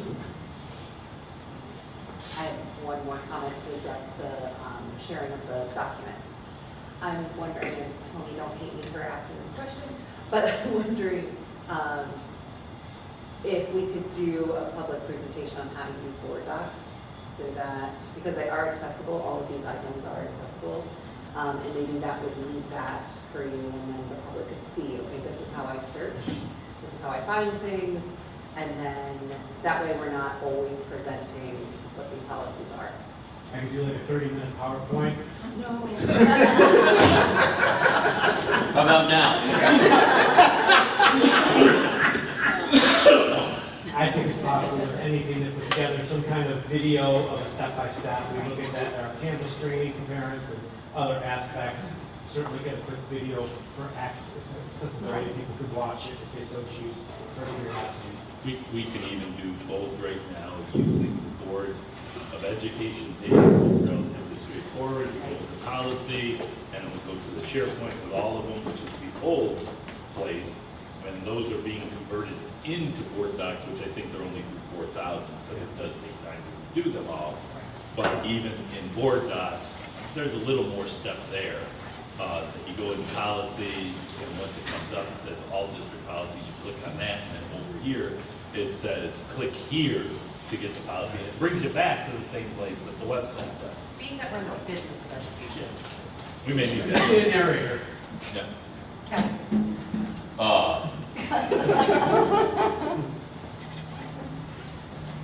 But we can look into that. Try to report back next week. So I'll just say one thing, if I were on the policy committee, all right, knowing students, they know all their rights. I mean, they read this stuff and they talk and they discuss it in different government classes or whatever, so they know what's going on. So if I were on the policy committee, I would have recommended that policy 5311 end after the first paragraph. The Board of Education will respect all rights afforded students under federal and state constitutions, rules and regulations, period. I mean, that covers it all. We're not going to violate any rules. So that would have been my recommendation. I'm not saying do that, but I think we've had a long conversation over things students know and parents know, and they get a lot of communication from the school. All right, so that's for what it's worth. Okay, where am I at now on the, so any more discussion? This is only discussion item. All right, so I can't read your lips, I'm sorry. Oh, I'm getting to it. Thank you. all right, so do you need to talk somewhere? Or No, we can just add add it to board the agenda? members, no, board members' comments, that's all. Okay, so, okay, you're an ad hoc board member right now? Basically, we had two things that I asked you about earlier, just before you get into your comments. Board delegate and board alternate for NISBA. Have it. Doug, or Doug, second. Anytime it's convenient, because it's before it. I know, but is it now virtual? Yes, okay. So you want to do it? Well, I have a version of virtual thing. And unfortunately, it's not an hour and you're out. I think I was in my office till about 10 p.m. watching it last. Oh, they like to talk. It was close to 6 hours. You know. Dan did it in the hockey rink of Lake Placid. His was only about 6 hours, I think. But now that they're virtual, they tend to go on. Luckily, my board stipend covers all that. And a resolution about that. But what was Doug saying about the 16th? I got a little lost on that. The after the fact? All I was saying was that our next board meeting is October 19th, but the business meeting is actually October 16th. So we would not have an opportunity at a regular board meeting to discuss our positions before that meeting. Oh, okay. So our position would be, we would follow NISBA's recommendation at this point. When I send it out on Friday, if somebody says, I'm okay with everything, but this one, I'd like to have that conversation, we will need a special Board of Education meeting to have that discussion before that date. Gotcha. Okay. So who would like to be the delegate? Was there consensus around Doug? Would you be willing to do it? I'm willing to serve. Okay. And we have to select an alternate too, right? Yes, an alternate as well. I'll be alternate. This is the easiest That's picking. the recommendation, yes.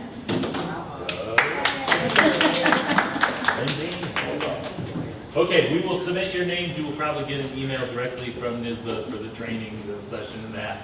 Once I get that, I'll ask the board to really look at it between this weekend and next Friday for our other update. I'll send out in the other update. Is there anything else so I can get you guys started? That way you got 2 weeks to prepare. Fair enough? Okay. The last thing I have is we talked about food service. I'm not going to quote an exact amount. I think it's about 136 rough, but I'm looking for a potential resolution from the board to authorize the district to utilize surplus food service, what's it called? Surplus, right? Food service surplus for the 2023-2024 school year in order to provide free lunch for grades 9 through 12 as similar to pre-K through 8 currently authorized by the state. And breakfast. As well as breakfast. And no question here, that just you said similar, so Yep. doubles and stuff. They don't get doubles, Single. but they get. Just like what the original, okay. Does your motion need to include an end date if we become eligible that this? No, because what happens is, I'm saying it's for the year. If we become eligible, we will bring that back, end it, and then hopefully that happens. So I think Doug motion. Oh, sure. I'm extremely supportive. I just have, do you have any sense what the cost will be and to what extent it'll utilize the surplus? I mean, just in the unlikely event, you know, it goes too far the other way. Do we have a sense that the amount It's is about, our sufficient? projection was somewhere right around 136,000 for the entire year. Okay. And which is, the surplus was. We have 460, which means we'd be about 330. I can do that. And then I just have one question. Sure. You said starting October 2nd. Starting October, like, we're just trying to pick a day to start so we can communicate it Oh, out. okay, I was gonna say, why not tomorrow? But, Yeah, okay. and we only have a week between now and next week. Yes. Okay. So I had a motion, was there a second? Second. All right, I think we've already done questions and comments portion of it. So I'll call the question. All in favor? Aye. Opposed? Abstentions? If you can work that out with food service, we appreciate it. Thank you, board, for taking care of our kids. We'll see what we can do. Okay, so now we come to board member comments. Does anybody have a comment? Is this where the questions at the beginning I was asking about the minutes, and I said I'll wait and I'll come back? Is this when I can do You that? can do that. Okay, so you were talking about the census for contracting the service that was going to be used to get the more accurate results for the consolidation. That's going to be 2 years out. And I was asking if this was something that we had actually done prior to the referendum, and to whenever it was that we were going to be making this happen, if we ever had conducted a census with the community to find out this information prior to closing. Like, so how we were going to redistrict, like, how were the zones already going to be, were the zones already created? Did we talk to the community? What were the procedures that you went through as far as that goes with? Go ahead.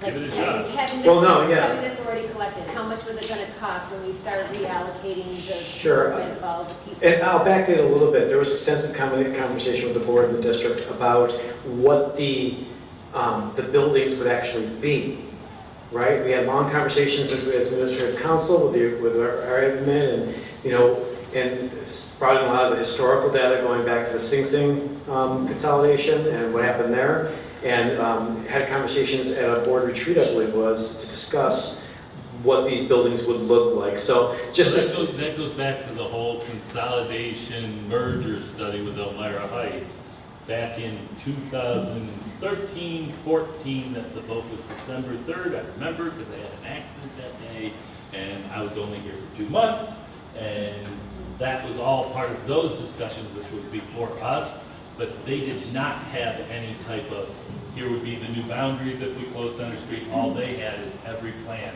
Center Street would close, but they didn't go into that at that point because they didn't know where. Right, we were talking about what grade levels would go where, what would be the So I think the buildings. answer And is so, no. there was no study. study done. We were going to, at the point to which we are now in decision-making mode, to say, okay, now we have to move to those 3 elementary. What does that look like? And get the appropriate information to do it right. So hopefully that. Okay, so we haven't done that yet, so that's what we're in the process of doing right now. Correct. Yep. So the reason I'm asking these questions is because I stumbled upon Education Law 402, and it talked a lot. I think that the board should review that and then look at our procedures and how this happened, how the referendum came to be. Even in the referendum itself, it says phasing out use. It doesn't specifically say closing, and there are several things that are outlined in Education Law 402 as far as like the procedures that need to take place for when you do close a school. And it talks about different investigations that should be taking place, providing people with the costs of how much things for like the redistricting, busing wise, what the new bus runs, things like that. So I think this is something that we maybe should revisit and discuss, and then maybe reach out to the community, like see what the actual cost impacts are going to be when we start doing these things. Well, if I may, those studies that the district did led to all of that. And they did do those projected costs in 14, 15. And for anybody that was participating, those were the discussions because every plan had Center Street closing, whether it was like one big, huge elementary campus, there was like 14 different plans. And they projected out some of the costs as well as the building costs for those. So the district did that. All the board did after that was utilize that to develop its plan going forward. Has the train left the station? We can't go back in time. Well, back in 2017. if I'm not Okay, so mistaken. we can't change the plan now. Like, we're done. Yeah. It's just a matter of what it looks like. Because if you do, and look, I have to be honest, the board can say, I want all contracts stopped, I want the building done.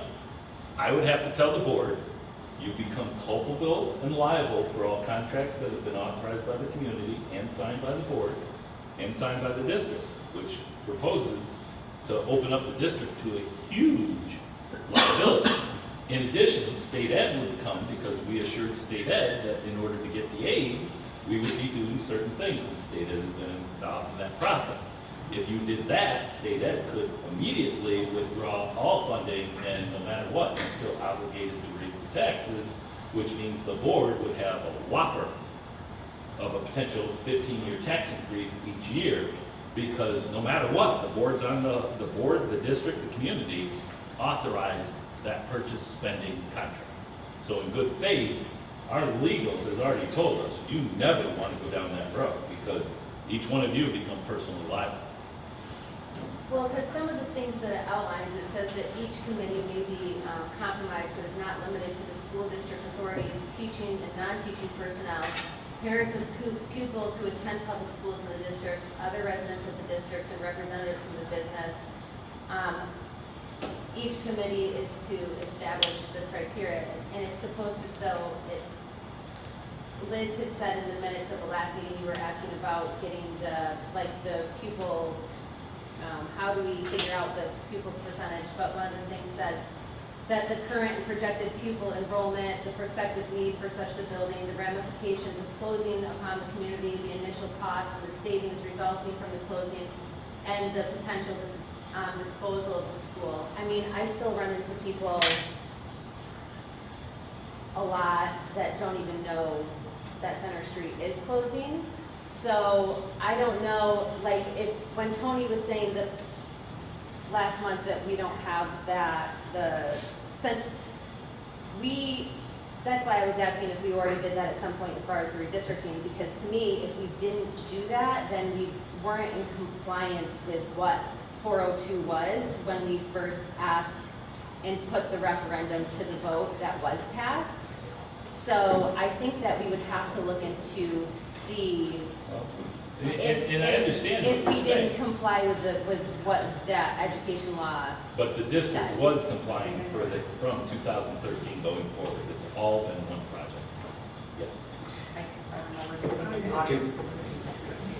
I'm sorry, if I may really quick. Hunt Engineering did do a census study that was part of that board retreat that showed us what they, given the current data sets, what our buildings would look like before we make determinations, and we came up with this master Because plan. we had in to 2017. communicate that also to state education. Correct. I think Dan was next then. Well, I might say the same thing, but I just think it's important to point out, I pulled up Education Law 402A, Katrina, and I think it's pretty clear that this is an optional process. It says that the district it's authorized and recommended, but not required to do these things. So one, it's not a question of compliance because these aren't required. Number two, I think we did do most of these things as just was talked about. It's just not necessarily in the format that's laid out here, but I know we had communications with the public. We had innumerable meetings for people to attend. We did the study with Hunt. So, but I think it's just for the minutes, I think it's important to note this is, as I read it, not a mandatory process. Ditto what Mr. Christie said. So could we though potentially, even though you're still building on to other schools, could we potentially still choose to not close this building? No. Because if you do, you lose all aid with state ed. And if you would like to, and the board would like to, you will be responsible to the community for the major tax that the aid will be lost, somewhere around $80 million or more dollars. Because over the next 15 to 20 years. Yeah, it was made by the community. The community has already made that decision. The state will not accept a refurb of that. Can you bring a new referendum to your public? For that they could vote on to make changes to it? And your referendum would say this is the tax impact to you? Well, a new referendum that might suggest, maybe we don't want to close this building, maybe we want to... With the tax impact? Right, 'cause that's the only... There's a tax impact. You can do whatever you say, but you want honesty with the public? Tell them what the tax impact is. Right. And you're avoiding that question right now. So with the tax impact of it, so I mean, I don't know what the tax impact. $80 million. Just on the first project alone. On the second project, about 100 million. So right now, and the second project isn't completed, you'd have about 80 million that you're already on the hook for because the first project is already completed.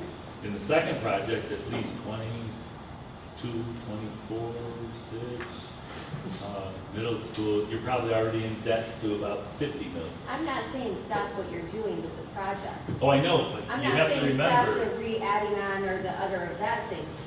Couldn't you come up with ideas that would, you know, I don't know. I'm just thinking about, I have big ideas. No, what I'm saying though is that 80 and that 50 is also premised on the fact, especially the elementary, that Center Street will be shut and used for alternative purposes. Here's the real thing. We said this in public forum. If by chance, say we do another referendum and you want to keep Center Street open, we'd have to go back to the state. They'd probably say you're not going to do this. And you're going to have to now raise the taxes because your board is saying they'd rather keep the Center Street open, and they sort of went back on their word to get the aid from the state, that you now owe that, and that's okay. You just pay it off over the next 15, 30 years. But that's a tax increase each year, which is substantial. But on top of it, now that you do the high school, you do the elementary schools, the real problem is sooner or later the facility center, you got to build one. The district office that's going to have to be relocated, you got to build that. And here's the problem. We said this to the public, very square, and I think the board remembers it. If I have to build a district office, even though we've got one over there, it doesn't fit everybody. If I have to build that, you're probably looking at $3 to $4 million right now, just for the space required. If I have to build a facility center, anywhere from $6 to $10 million. And all of that cost would be fully funded by the local tax base, because the state doesn't aid administrative facility. So what happened, and the board talked about that. This building is a great building and should be honored and respected because of the history. It's the first building. It has some major issues that if we tried to renovate, we can't renovate it on the amount of money that the state would give to us. But for adults to come in here, we can do some changes, like if there's asbestos on the floor, we can cover that floor with carpet. We can use the building for facilities. We can use it for administration. We can use it for a community. We have a gym. We have a community meeting center. We have a kitchen. So we've always told the community, in every communication we said, is we're going to use this to repurpose for adults, repurpose for facilities, repurpose for our seniors and our community use. And the reason doing that is because we are getting aid on this building right now, and we will continue to get some of that aid, even though we close it, because we use that aid for student use. The day we move adults into this, there is no more aid that will come on any future stuff.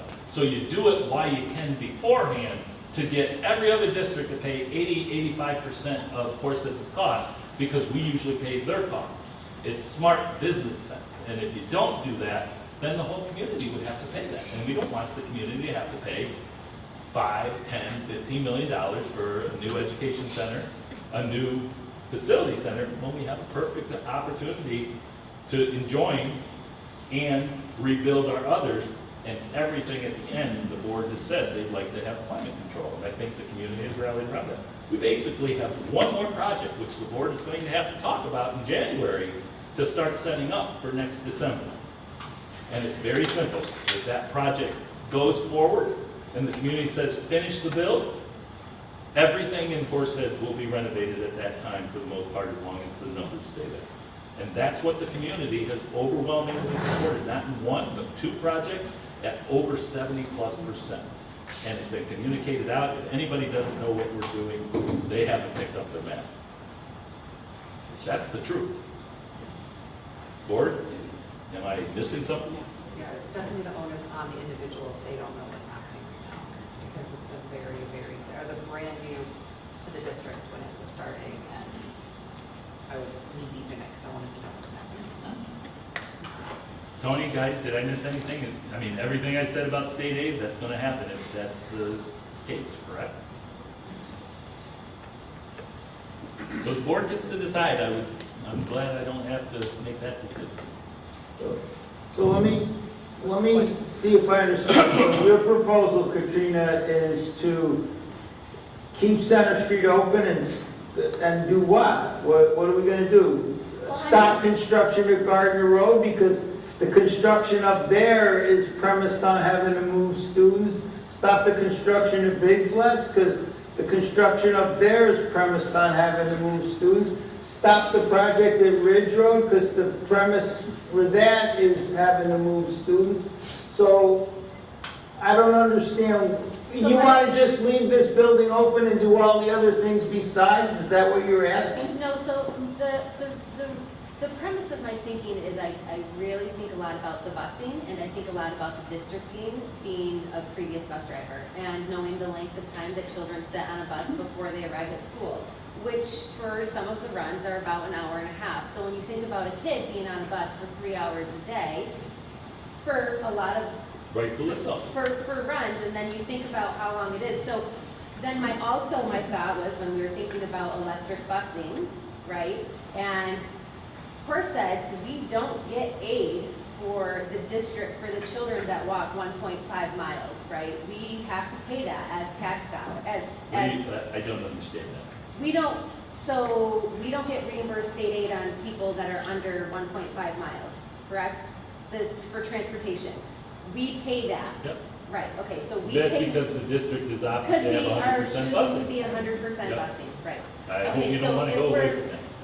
Right, so other districts have come to the place where they have chosen to have their students walk or be brought to school that are within the 1.5 Yep. miles, right? Some districts do that because I had to do it they in my have to do former that. district, yes. There's different, and if we wanted to look and see what those types of cost savings are, because if we were able to do that, to make it so that 2 buses could go out to the further distances and make a kid's ride shorter for them to get to school and from all over the different places, how we're gonna do that. My other question was, when we started looking as far as like the reallocation goes of where people are being busing, I really wanted to know the impacts of boundary lines, where these children were going to be going and how they were going to be getting there. Are they going to be there quick enough? How long are they going to have to eat a breakfast if they need to get there in the morning?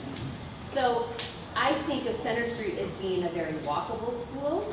That's where my thought was going as far as community-based sidewalks, easily accessible. I know that even if you do say, okay, we're not going to do the 1.5 miles, right? Or people have to get to school now because this is what we chose to do.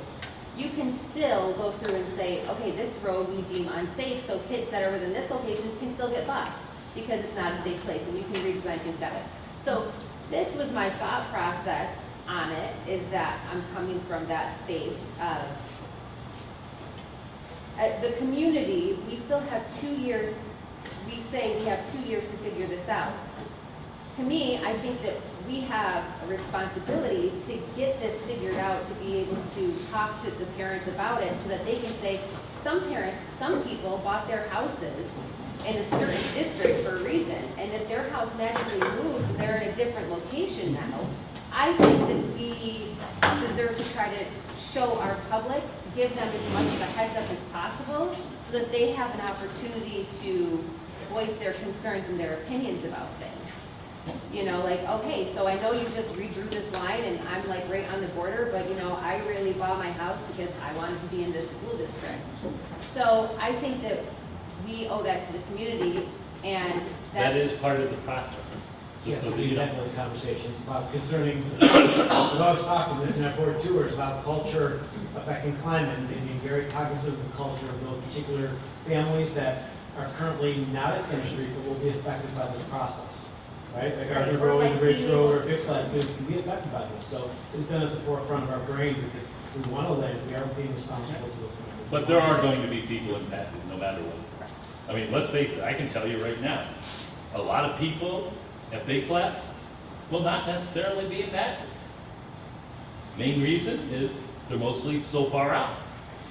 A lot of people at Gardner Road right now may not be impacted, but some of them may have to shift. This is just hypothetical. To Big Flats to make room for people from Ridge Road that really should be in Gardner Road because they're literally right up the road and they were carved out in 2001 or something by the board at that time because that was the rich population to go to Ridge Road. And it was wrong. I don't know who did it, I don't care. That needs to be corrected, right? And then on top of it, our poor kids at Center Street, they go all the way out to Loman, Erin, Breezeport, and have the longest rides to come into here. So those kids would still be on that bus. But the real problem is, if this board, because you can't just change the walking distance. The only thing you can change is say, we are going to state minimums, which means high school walks up to 3 miles, elementary 2, no matter what the roads are. And that's the only thing the board can just say, we're going to that. I will tell you, I'll save a lot of money.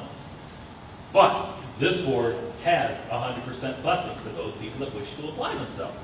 So therefore, the hard part is, if you say, well, this road's not safe, but this road is, and we're gonna have kids walk this distance and say it's mostly in Center Street, I think you might end up getting hit with a discrimination for those people at Ridge Road that don't have sidewalks, Gardner Road.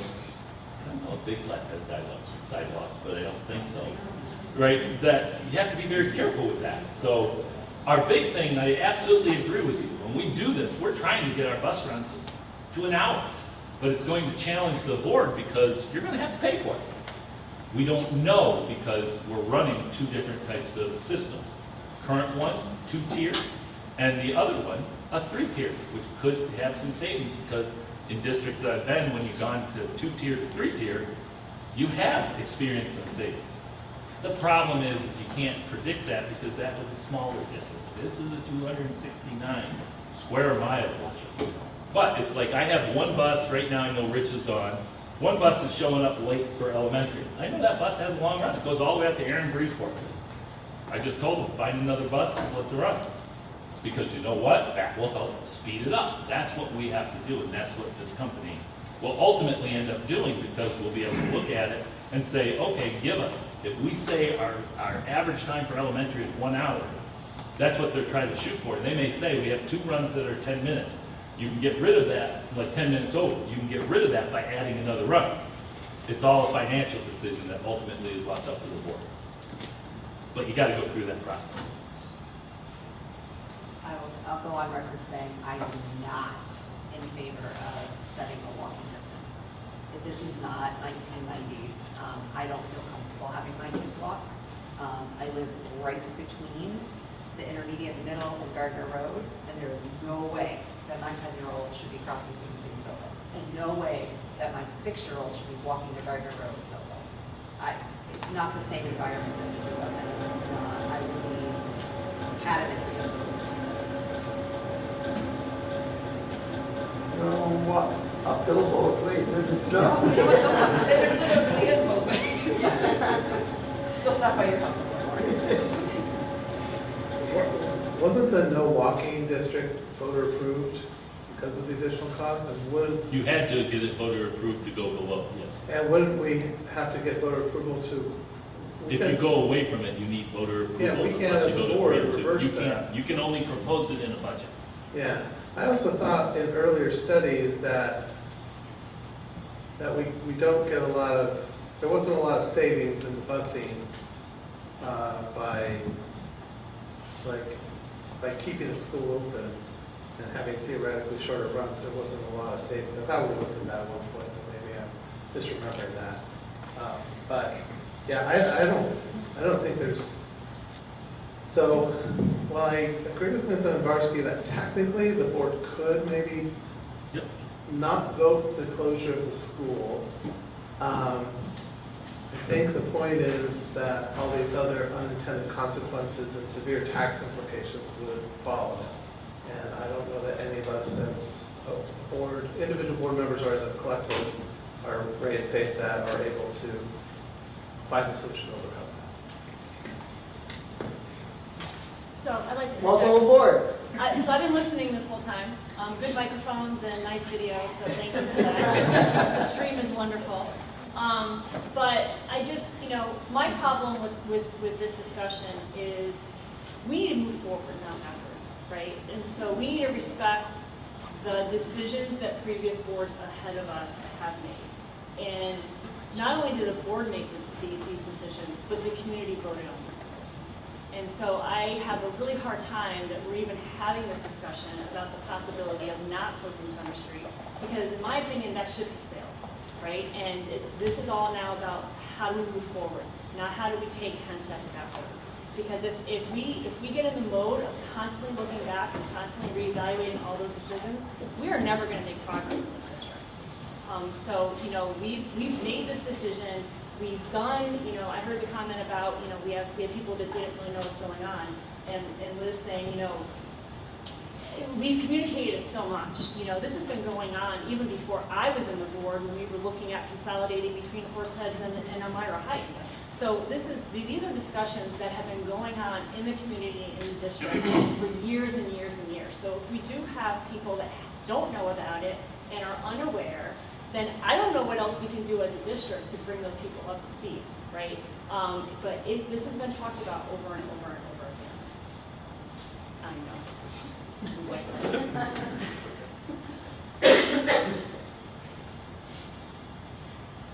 Yeah, I don't want to repeat everything Christine just said, but as I was sitting here, I pulled up the capital project page on the Horseheads District intranet, and there's a long write-up of the December 7th, 2021 vote related to the project, and the community passed it.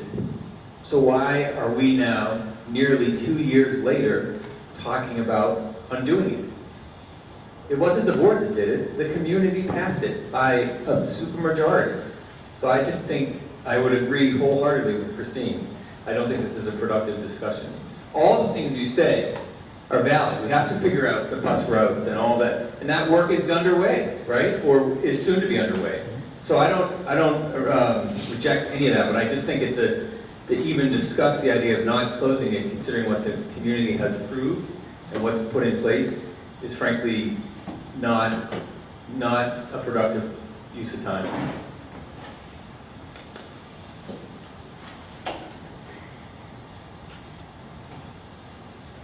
Okay, I haven't spoken yet, so.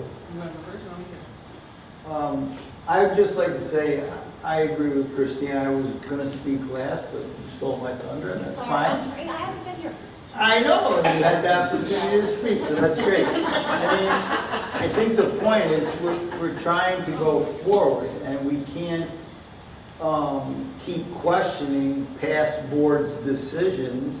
The past boards were given information at a certain point in time, and with that information, they made the best decision they felt was right at the time, and now the train keeps going forward to the next station along the route. And we're halfway through the trip, or 2/3 of the way through the trip, and we got to keep going forward. We can't, there's no turnoff on this train. It keeps going down the road, so. In other comments, I just wanted to say thank you so much, Tony, to your team for your presentation. I thought it was beautiful. You did a great job. Yes. Lengthy, but beautiful. Christine, he was longer than me. I know, I was watching. She was engaged. It's about the only time he's been that way, otherwise I'm not. Do we have something like an Academy Award for the longest But presentation of the it year? enabled me to be able to come back. So you did it strategically. And Charles, congratulations. That's an amazing accomplishment. Aaron? I have 2 comments. First, I just wanted to say thank you to Tom and the whole administrative team for the beautiful way that you handled the intermediate school upon the death of Amy Rael. It was really touching to watch. Warren and I had the opportunity to come into the intermediate school last week and spend some time walking the halls and talking with teachers and just spending a moment with folks. And when I went to Amy's funeral, she proudly had displayed her 25-year certificate from Horsehead Central School District. It was really beautiful to see. So I just wanted to really thank you for coming alongside the teachers, the staff, the students that knew her. And also it was hard for you folks because you've built such a relationship with Amy and her family throughout these years. So thank you, and I'm sorry for that loss. And again, to speak about another loss that our district had this past summer was, on August 24th, Chuck Griffith passed away and from cancer. And he was a part of this district in our music department for many, many years. And if I'm speaking directly, he was my husband's mentor. And now my husband is in the same position, sharing that same office that Chuck is in. And the Star-Gazette did a beautiful write-up of this past March with the tribute concert to Chuck. And again, just a beautiful tribute. So it shows that we are a family here in the Horsehead Central School District, that we go through tough times together. We love on each other. Sometimes we fight, right? But when it all comes back together, we are a family. And that speaks beautifully to the culture that has been built here in this district. And I am proud to be a member of it and a part of it. And those individuals that have served our district, we will miss them and we grieve them, but we have so much more to live here and their legacy lives on. So that's what I wanted to share.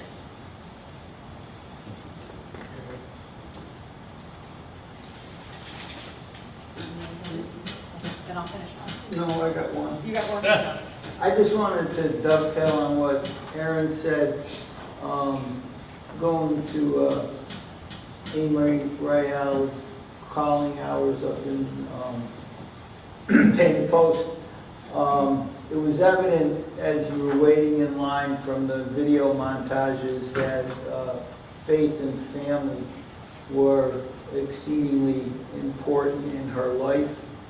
And just like Aaron, when you got to the point where you signed the book, there was the 25-year certificate from Horsehead. But there also was something from her classroom, a big tree with leaves on it, and it said something like Miss Rael's rules, and then each leaf had something that was said. So I thought the educational piece obviously was then important also. But to the younger administrators in this group, like Aaron said, that certificate apparently was more important than we realized. So when us older people are no longer making the rules, remember, don't let that go. All right? Because that wasn't here when I was here. I don't have any certificate that I ever worked in Horsehead's school district. I have more certificates for being a board member than I have for being an employee of the Horsehead School District. And that's not, I don't want anything all of a sudden showing up. But We'll get to some. Charles, give him one of those things. Give him some. I still have my lanyard. But don't let those things go. Don't let those things go. And if I can, on behalf of Amy's family, our staff, this family, and I'm going to say it because Kim's right there, and I know Kim, Patty Wendell, all the people at the intermediate school, they got to sue, they got to meet, because we knew that Amy was coming up on her 25th. We had that certificate. But all of a sudden the request, because Amy was trying to plan everything like Amy does, and that's a good thing, she got the information out. I want to be there on opening day, but I can't. That certificate means the world to me. And I believe Patty, all of them, Kim, got to us so that we could get that taken care of beforehand. And we asked that the group of teachers from the district, it didn't need to be me delivering it, but it was her family that brought it to her. I will tell you, on October 25th, her daughter will be playing against our kids, as well as some of her relatives that are here. I know Sean's a relative, I know Jessica Bly's a relative, but they will be playing in their last modified game of the year. And they are going to be working with the staff to develop some type of honor going forward in how we fundraise for it. But that's a night, if the board would like to come out, that would be an excellent opportunity for us to thank the family. I can tell you, between Jason and Madigan, grandma and grandpa on both sides, brothers and sisters, I've never seen a celebration of life that way.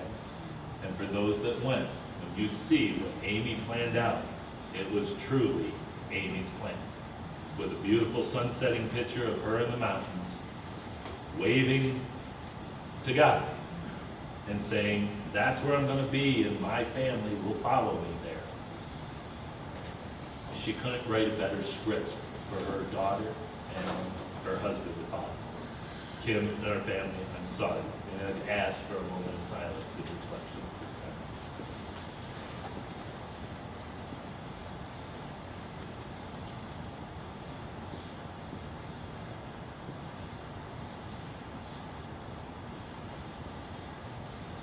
Thank you.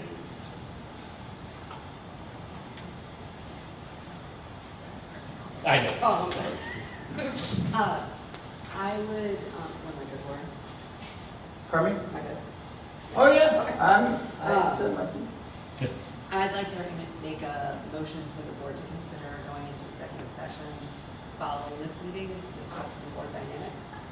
I know it's late, I'm so sorry, but I think it's important that we take a moment afterwards as a group to come together. Is there a second? Second, I was gonna say everybody wants to speak on this thing, I'm sorry. All in favor, say aye. Aye. Opposed? Abstentions? Oh, close. I want to go home. I think it's really important that the whole board stays for just a few moments. All right, so we'll end up going to executive session. I do want to say, Mrs. Sotero, thank you for hosting us. You didn't get any recognition tonight, and I just want to say this is the first time I've been in the cafeteria, and it is substantially brighter than it was in the past. It is really, really nice looking. So you and your staff have done an excellent job, and I commend you, and pass that along to your entire building, please, for me.